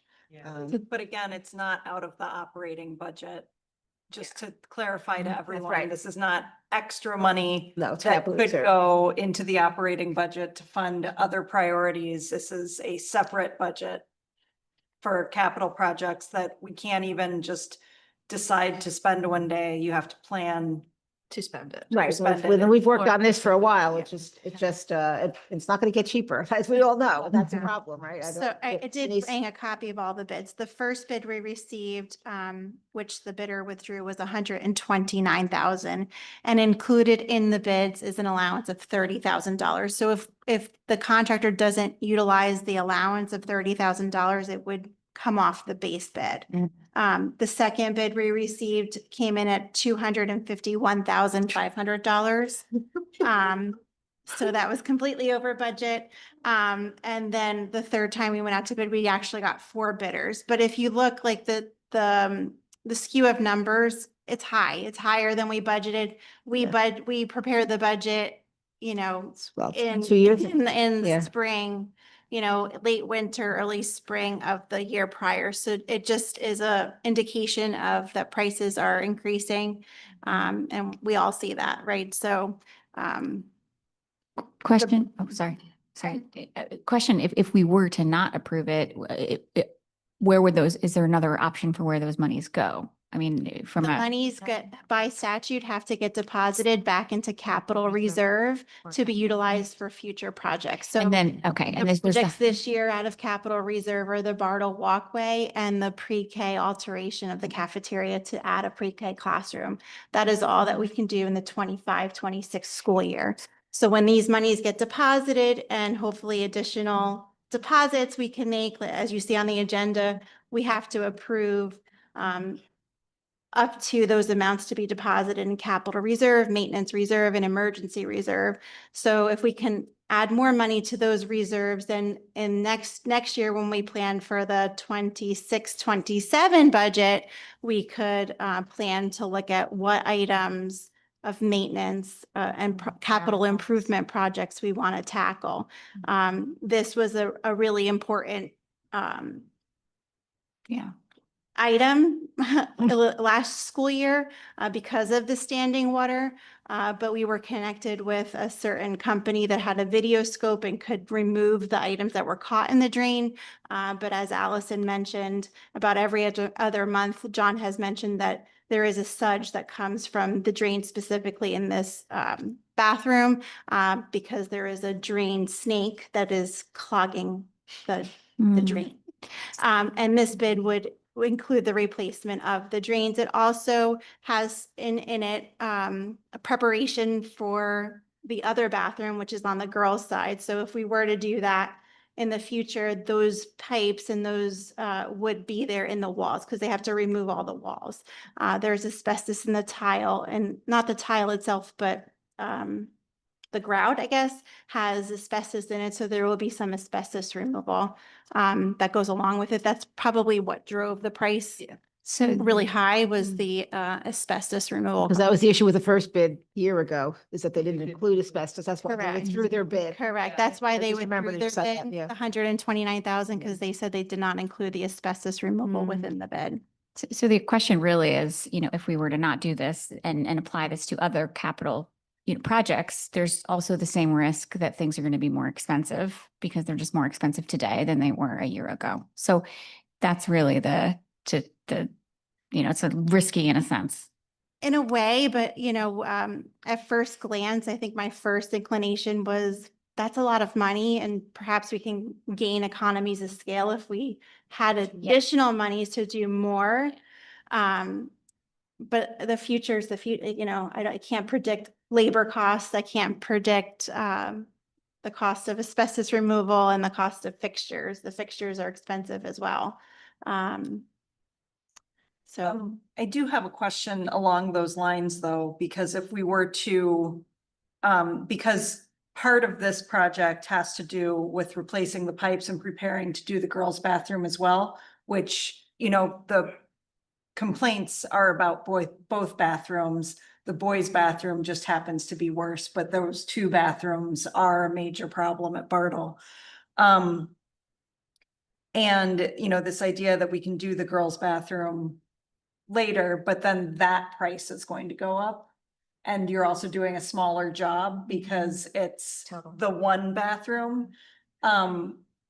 Theoretically, if we're not talking about pushing it 5 years forward, but if we don't do the boys' bathroom now and then plan to do both bathrooms at the same time, wouldn't that be more cost effective? Theoretically, it's the In future. theory, yeah, in theory it could, you know, but even like the alternate bid for the girls, just the girls alone, the savings is roughly $45,000, right? A difference. Because, right, It because still they costs put in 149,000 yeah. to do the girls' room. So But if you were doing the girls on its own, it would could be these higher, together? right? So if we were doing the bid for the girls on its own, theoretically, it could be much higher. It could.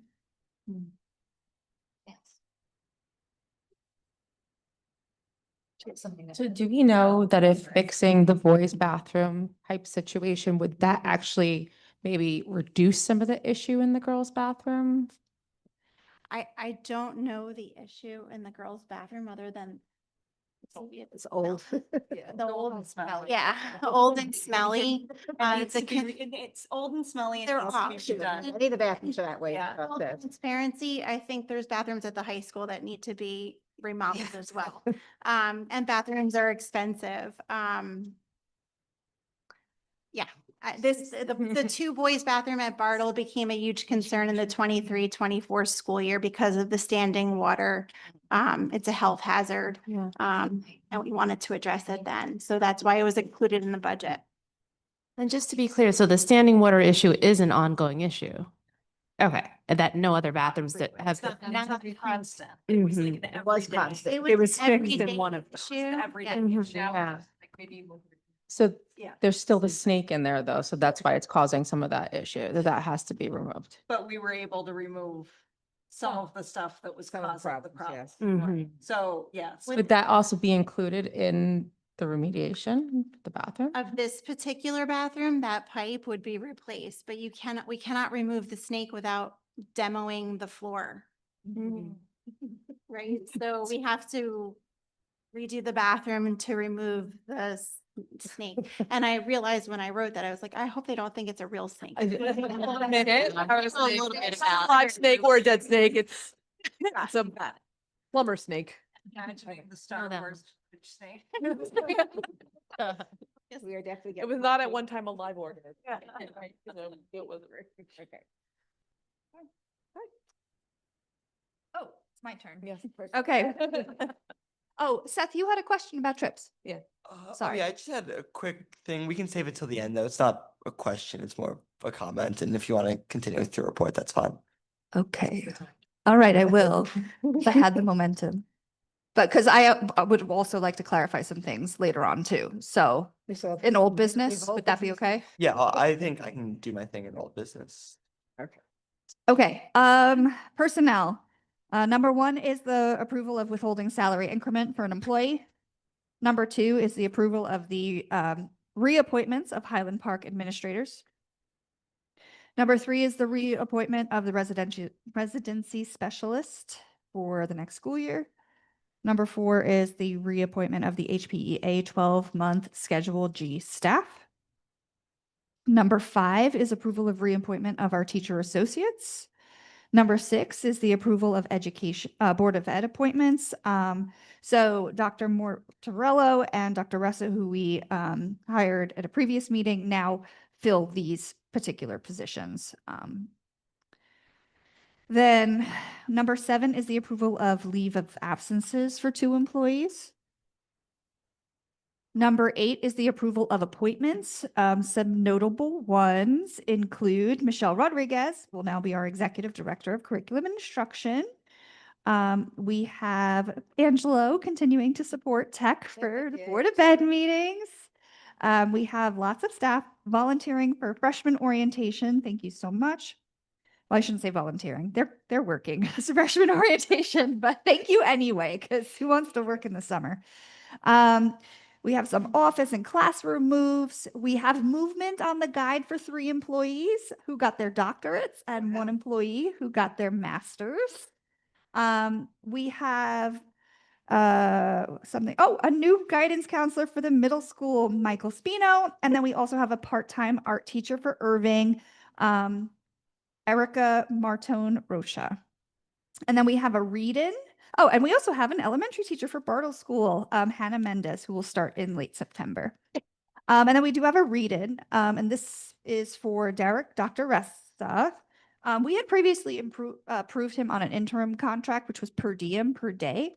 And the reason that we did that, and I kind of want to answer Karen's question from before, the reason we did an interim was there was not enough time to have a full hiring process, search, committee, all of that. And we wanted to be really intentional with the approach we took to hiring the director.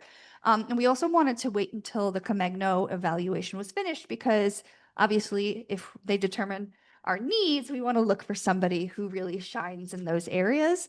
And since then, what we've done actually is offered this 1-year contract to Dr. Ressa. So he will be committed to us for 1 year, which affords us more time for that process, and also will provide some consistency for the school year. So he has taken that. So thank you very much, Dr. Ressa. And we will do like the full hiring process after the Comegno report, which includes, focus groups. Well, that came out of the Comegno report, but includes, including caregivers on our committees, students. We do a really nice hiring process. So we'll do the whole shebang. Number 9, the approval of transfers of note. Mr. DePayne is going to be moving to be AP at the high school, and Dr. Richardson is going to be moving to be AP at the middle school. We have approval of all of the 2025-2026 Schedule B positions as listed. So those are many. We have approval of summer staff, approval of nursing staff, twice. Why? Oh, one's for school physicals and one is for registration. And then we have approval of the job coach stipend for 2 employees for the STAR program. We have approval of staff for summer CST and IEP meetings. There's a lot of those staff members.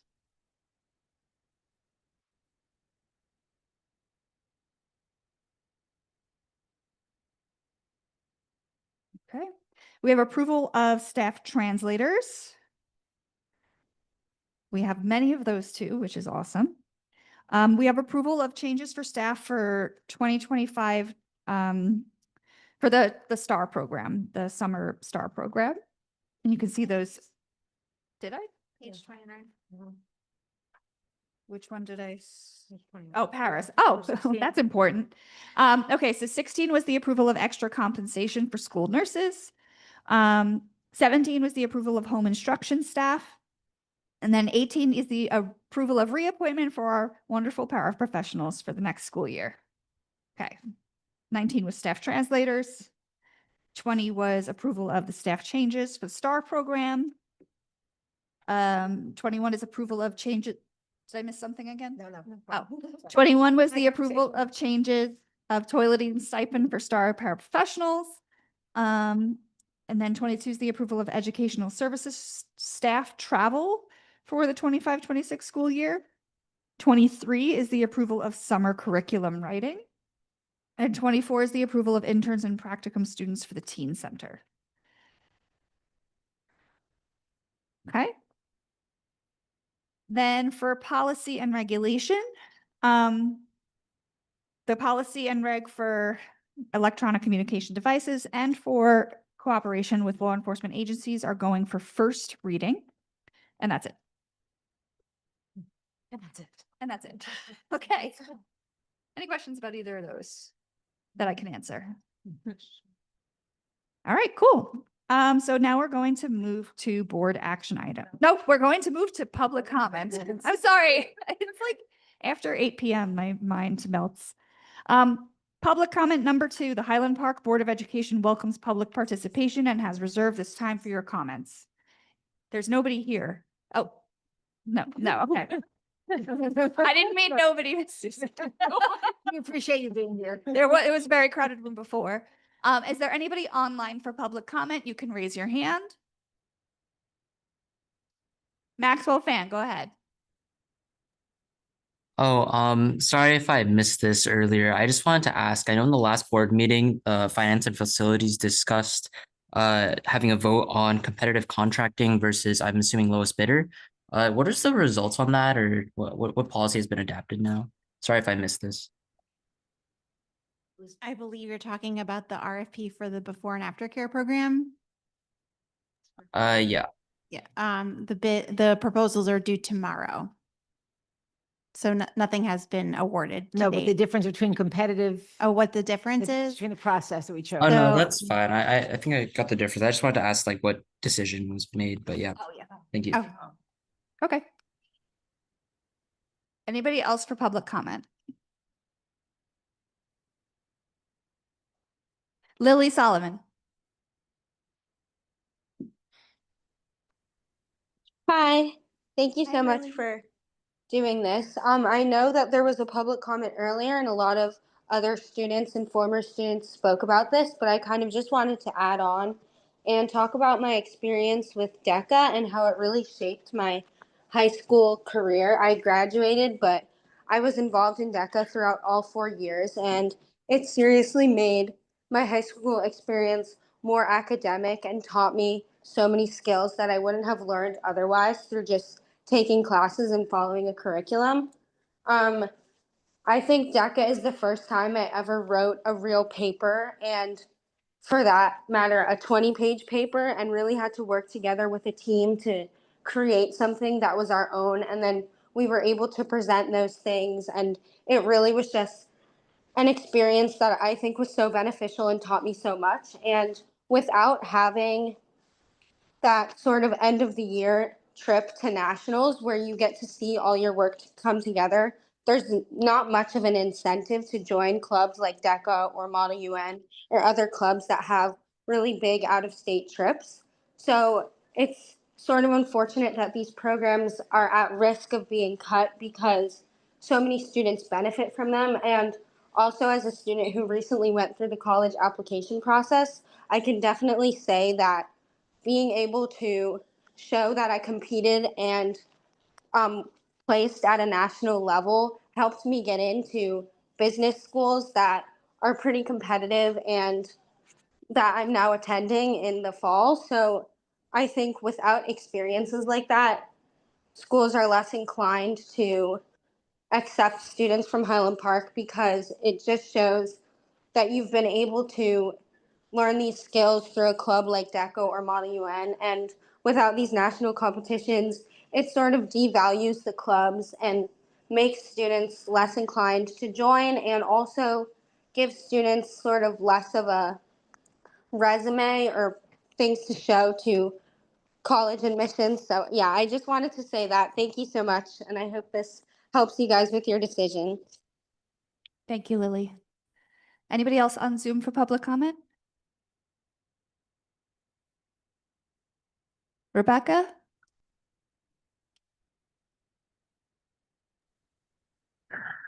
Hi there. I know I spoke before, but I just wanted to add one thing. Rebecca Hirsch, 331 Felton Avenue.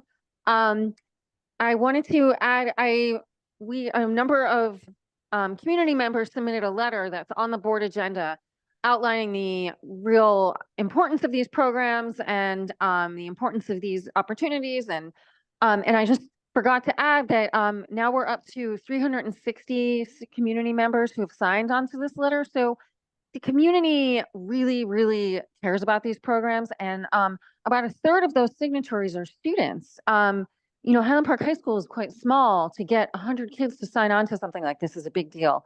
So a big portion of the student body also really, really cares about this. So I just wanted to put those numbers out there. All right, thank you. Thank you.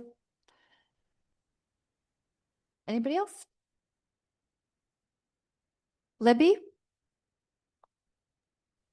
Hello. So my name is Libby Peckman. I'm a rising junior. And to the issue with the cell phones, I agree that cell phone usage is a big problem in our school.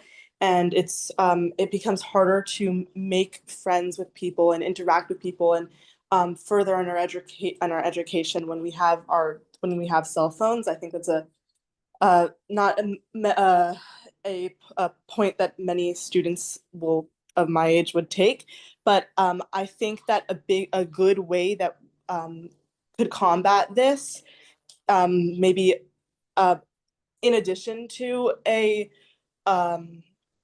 physical a physical barrier to our phones, or maybe instead of, would be more education on how students to teach students to interact with our phones, especially since when you're given as a 16-year-old, right, given a phone at a young age, right, I myself have found out that it's become harder for me to live without my phone, and I even do a lot of my schoolwork on my own phone, and I found myself relying on my phone to do schoolwork, especially this year, and it has helped me a lot.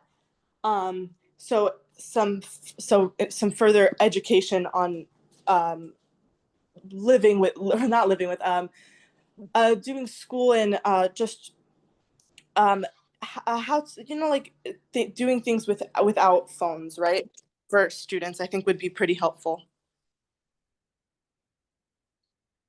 Okay, thank you. Anybody else?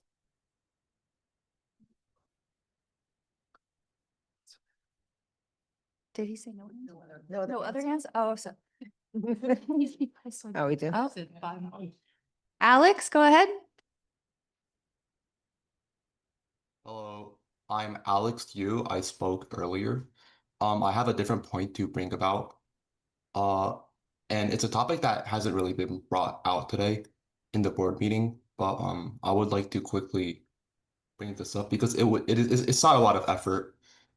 Um, so I know that our school has banned the usage of ChatGPT and other AI tools on our Chromebooks, and I feel like if phones are going to be banned or, definitely withheld in the duration of class.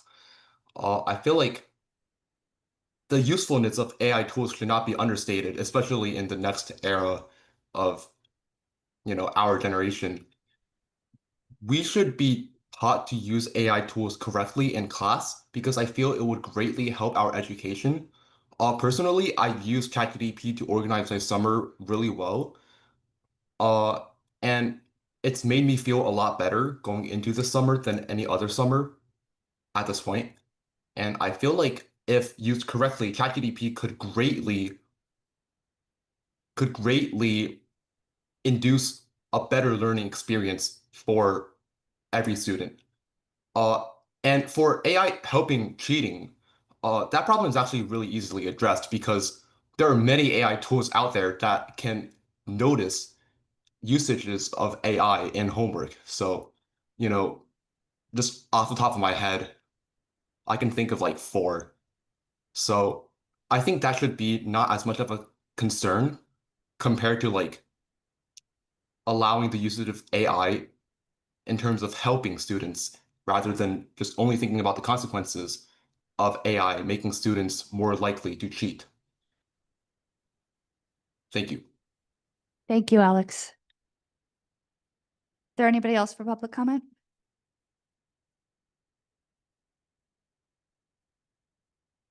Libby? Hi, Ben. I'm sorry. I just want to add to my point.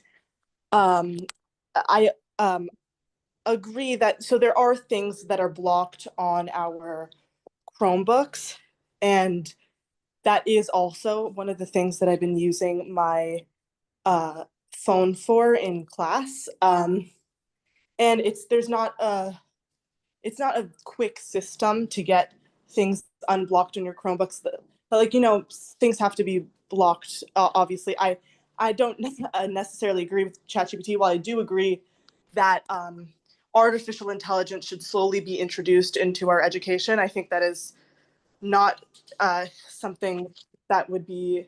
It had to be carefully thought through, and I'm not sure if allowing ChatGPT is the most intelligent idea, but there are things that are blocked on our Chromebooks that we can only access with our phones, and that would have to be taken into account also with a cell phone ban. Thank you. Thank you, Libby.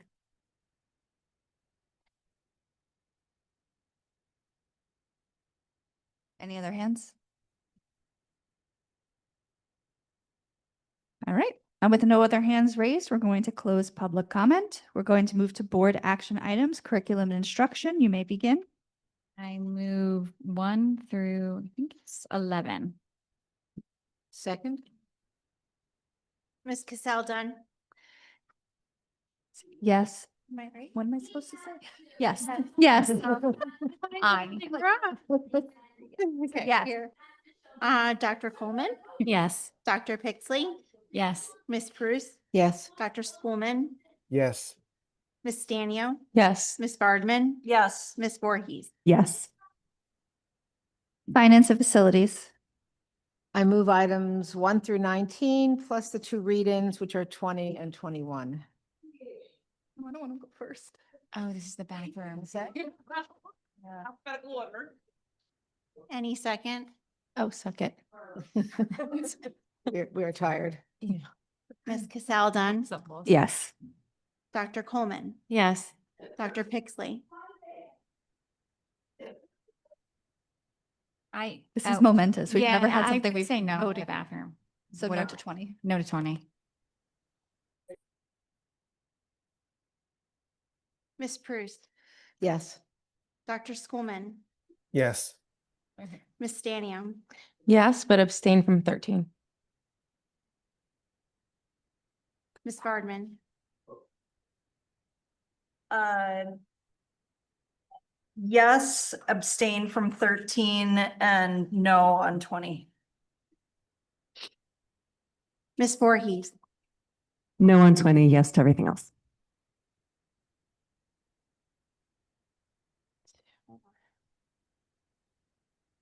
Motion carries. Okay. For personnel, I'd like to move numbers 1 through 24. Second? Ms. Cassell Dunn, Yes. Dr. Coleman, Yes. Dr. Pixley, Yes. Ms. Bruce, Yes. Dr. Schoolman, Yes. Ms. Stanio, Yes. Ms. Bardman, Yes. Ms. Voorhees. Yes. And for policies and regulations, I'd like to move number 1, A through D. A through D. Second. Oh, thank you. Ms. Cassell Dunn, Yes. Dr. Coleman, Yes. Dr. Pixley, Yes. Ms. Bruce, Yes. Dr. Schoolman, Yes. Ms. Stanio, Yes. Ms. Bardman. Yes. How about me? Oh. Ms. Voorhees. I mean, I don't know. I'm not sure now. Yes. They're not late night people, at least not for meetings. I think that you said you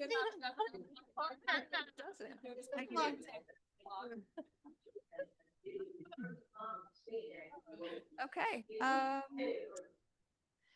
Board liaison reports.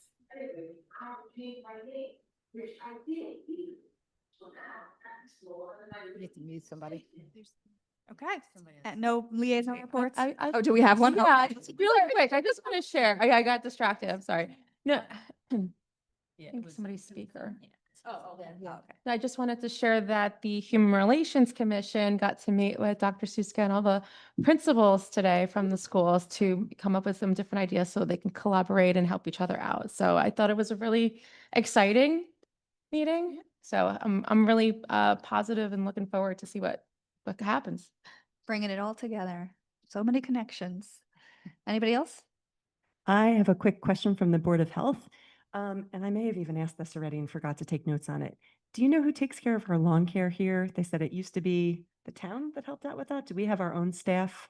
And the main thing is that they're talking about the blowers not being gas powered anymore. So they were just wondering what's happening here currently. And if it's the town, then we're under one roof. But if we have our own service, just what we're doing with that. We So- don't have, we contract with Pritchard for facilities management. So there is one grounds person that they employ for grounds worker. Do you happen to know if they use I gas believe powered it's a blowers? gas Okay. blower. You have one? Oh, I just wanted to, since our last meeting, there were a couple of district events. There was the CPAG fundraiser, which was last Friday at Pino's, which was a Super Smash Bros tournament, which is awesome. Mikey Wild Whiten won.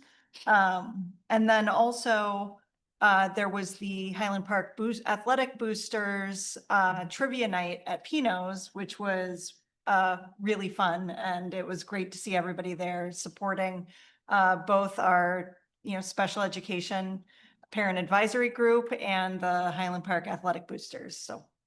And Dr. Susko is there, and I won a bag. And I want a bag. It was not rigged. And I do have something to share actually on Dan's behalf, is that the Commission for Universal Access requested a student rep, correct? Yes. So Dr. Donovan is going to work with Dr. Suska and that commission to get a student rep. Yes. Okay. I have no president's report. Old business. Sorry, I have a family movie going on in the background. Gotcha. But I just wanted to very quickly say I'm grateful to all the students, especially who stayed up late tonight and gave us, shared their views. That was great to hear. And now I'll stop bothering everybody. So I just wanted to, there were a few questions I jotted down that I think were quick to clarify. So one concern was that third-party agencies would not allow you to plan your own itinerary. And I don't think that's accurate. Correct. That's not accurate. Okay. It would be your own itinerary, how you want to do it. They just facilitate the coordination of like planning the travel and the transportation and things like that. But they don't actually plan your trip. You plan the trip. Okay. And it's also an option. It is. Like it's not It a may, requirement. right. It may be an option. We're exploring it to see if it would something that would work for us to help us theoretically with whatever the costs are, because we want to make them affordable for everybody. And this might be an option. So we're exploring that.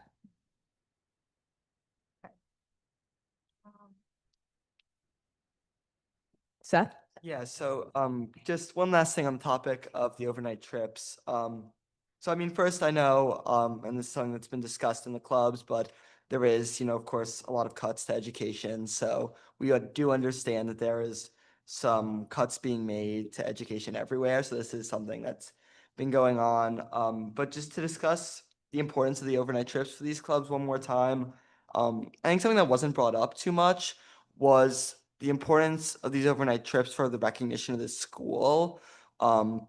Like I know, just to start off with choir, when they go to things like Boston, I think last time they went, they won a lot of awards and they represented this school district very well. DECA, when they go to states and then when they go to nationals, they have people who win awards. And then Model UN, which I have the privilege of knowing more about because I'm an officer there, consistently win awards. We've won outstanding delegation when we went to Philadelphia.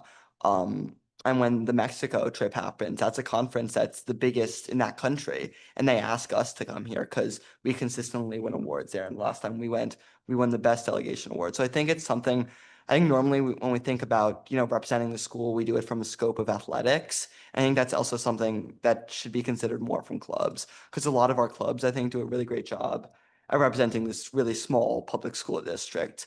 And typically when we go to these conferences and with these other clubs, we're competing against schools like East Brunswick, these group 4 schools that have a lot of our population. And secondly, I just wanted to talk about, I think, the importance of these clubs in terms of the image. a lot of people, I mean, including myself, when I was a freshman, joined these clubs because they kind of see in terms of the big picture, oh, we get to go on trips. And I think it was brought up a lot, but not having that to kind of advertise with will hurt the programs.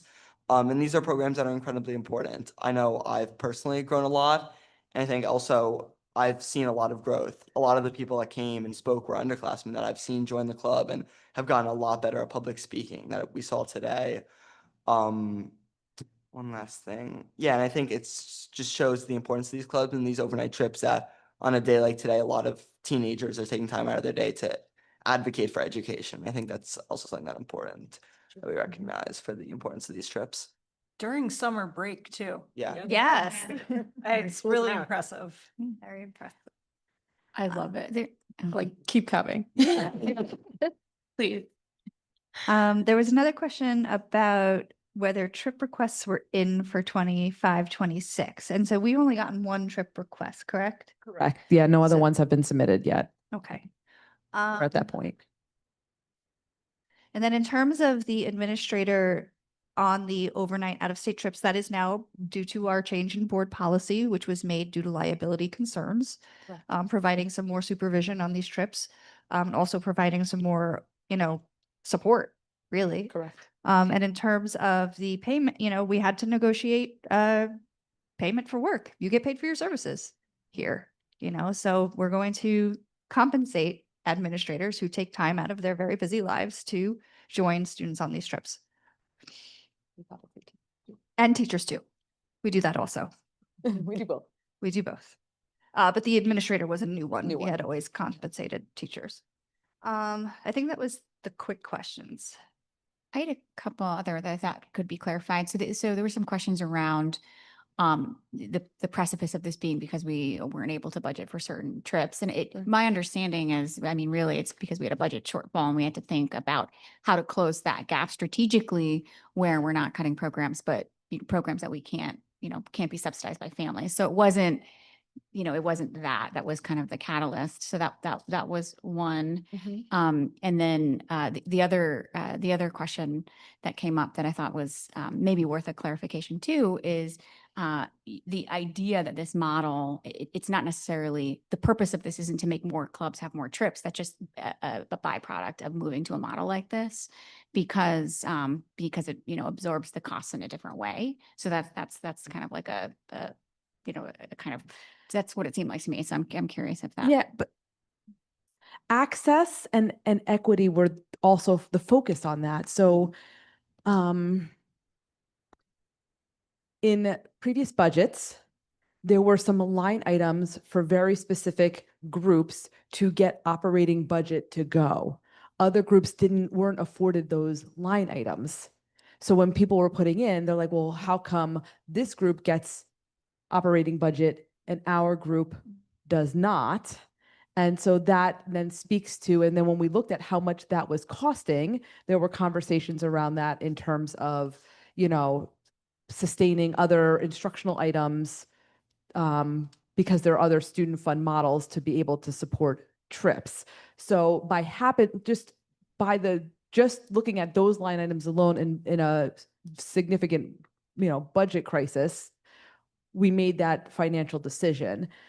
A repercussion of that, when looking even deeper into that, is how do we make an equitable sustain model so that anybody has the ability to access this without just saying we're only going to operating budget fund one or two organizations versus some other organizations. I really don't want to get too in the weeds. We can kind of talk offline, what that looks like and where that information is. But that's, because there's quite a little bit of history here too.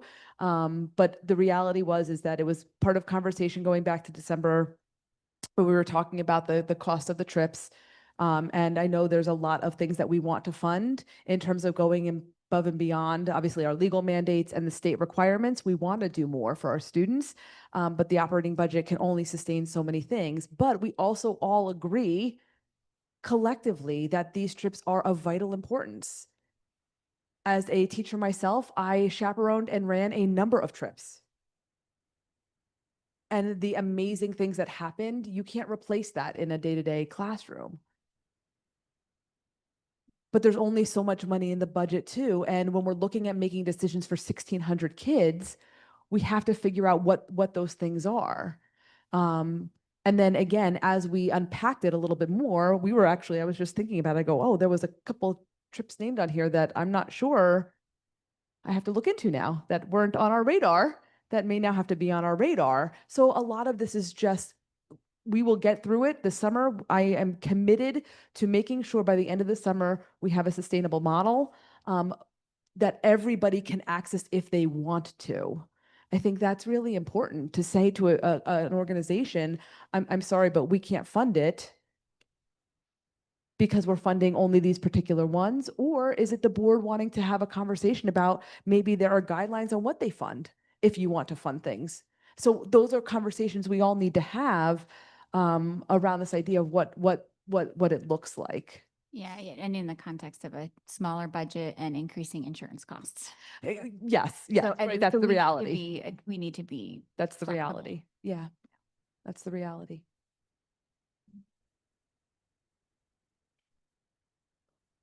Okay. Any other old business?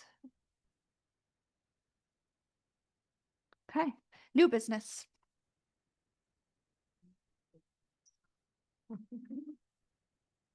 Okay, and move we adjourn. Second. All in favor? Aye. Good, everybody. Good night, everyone.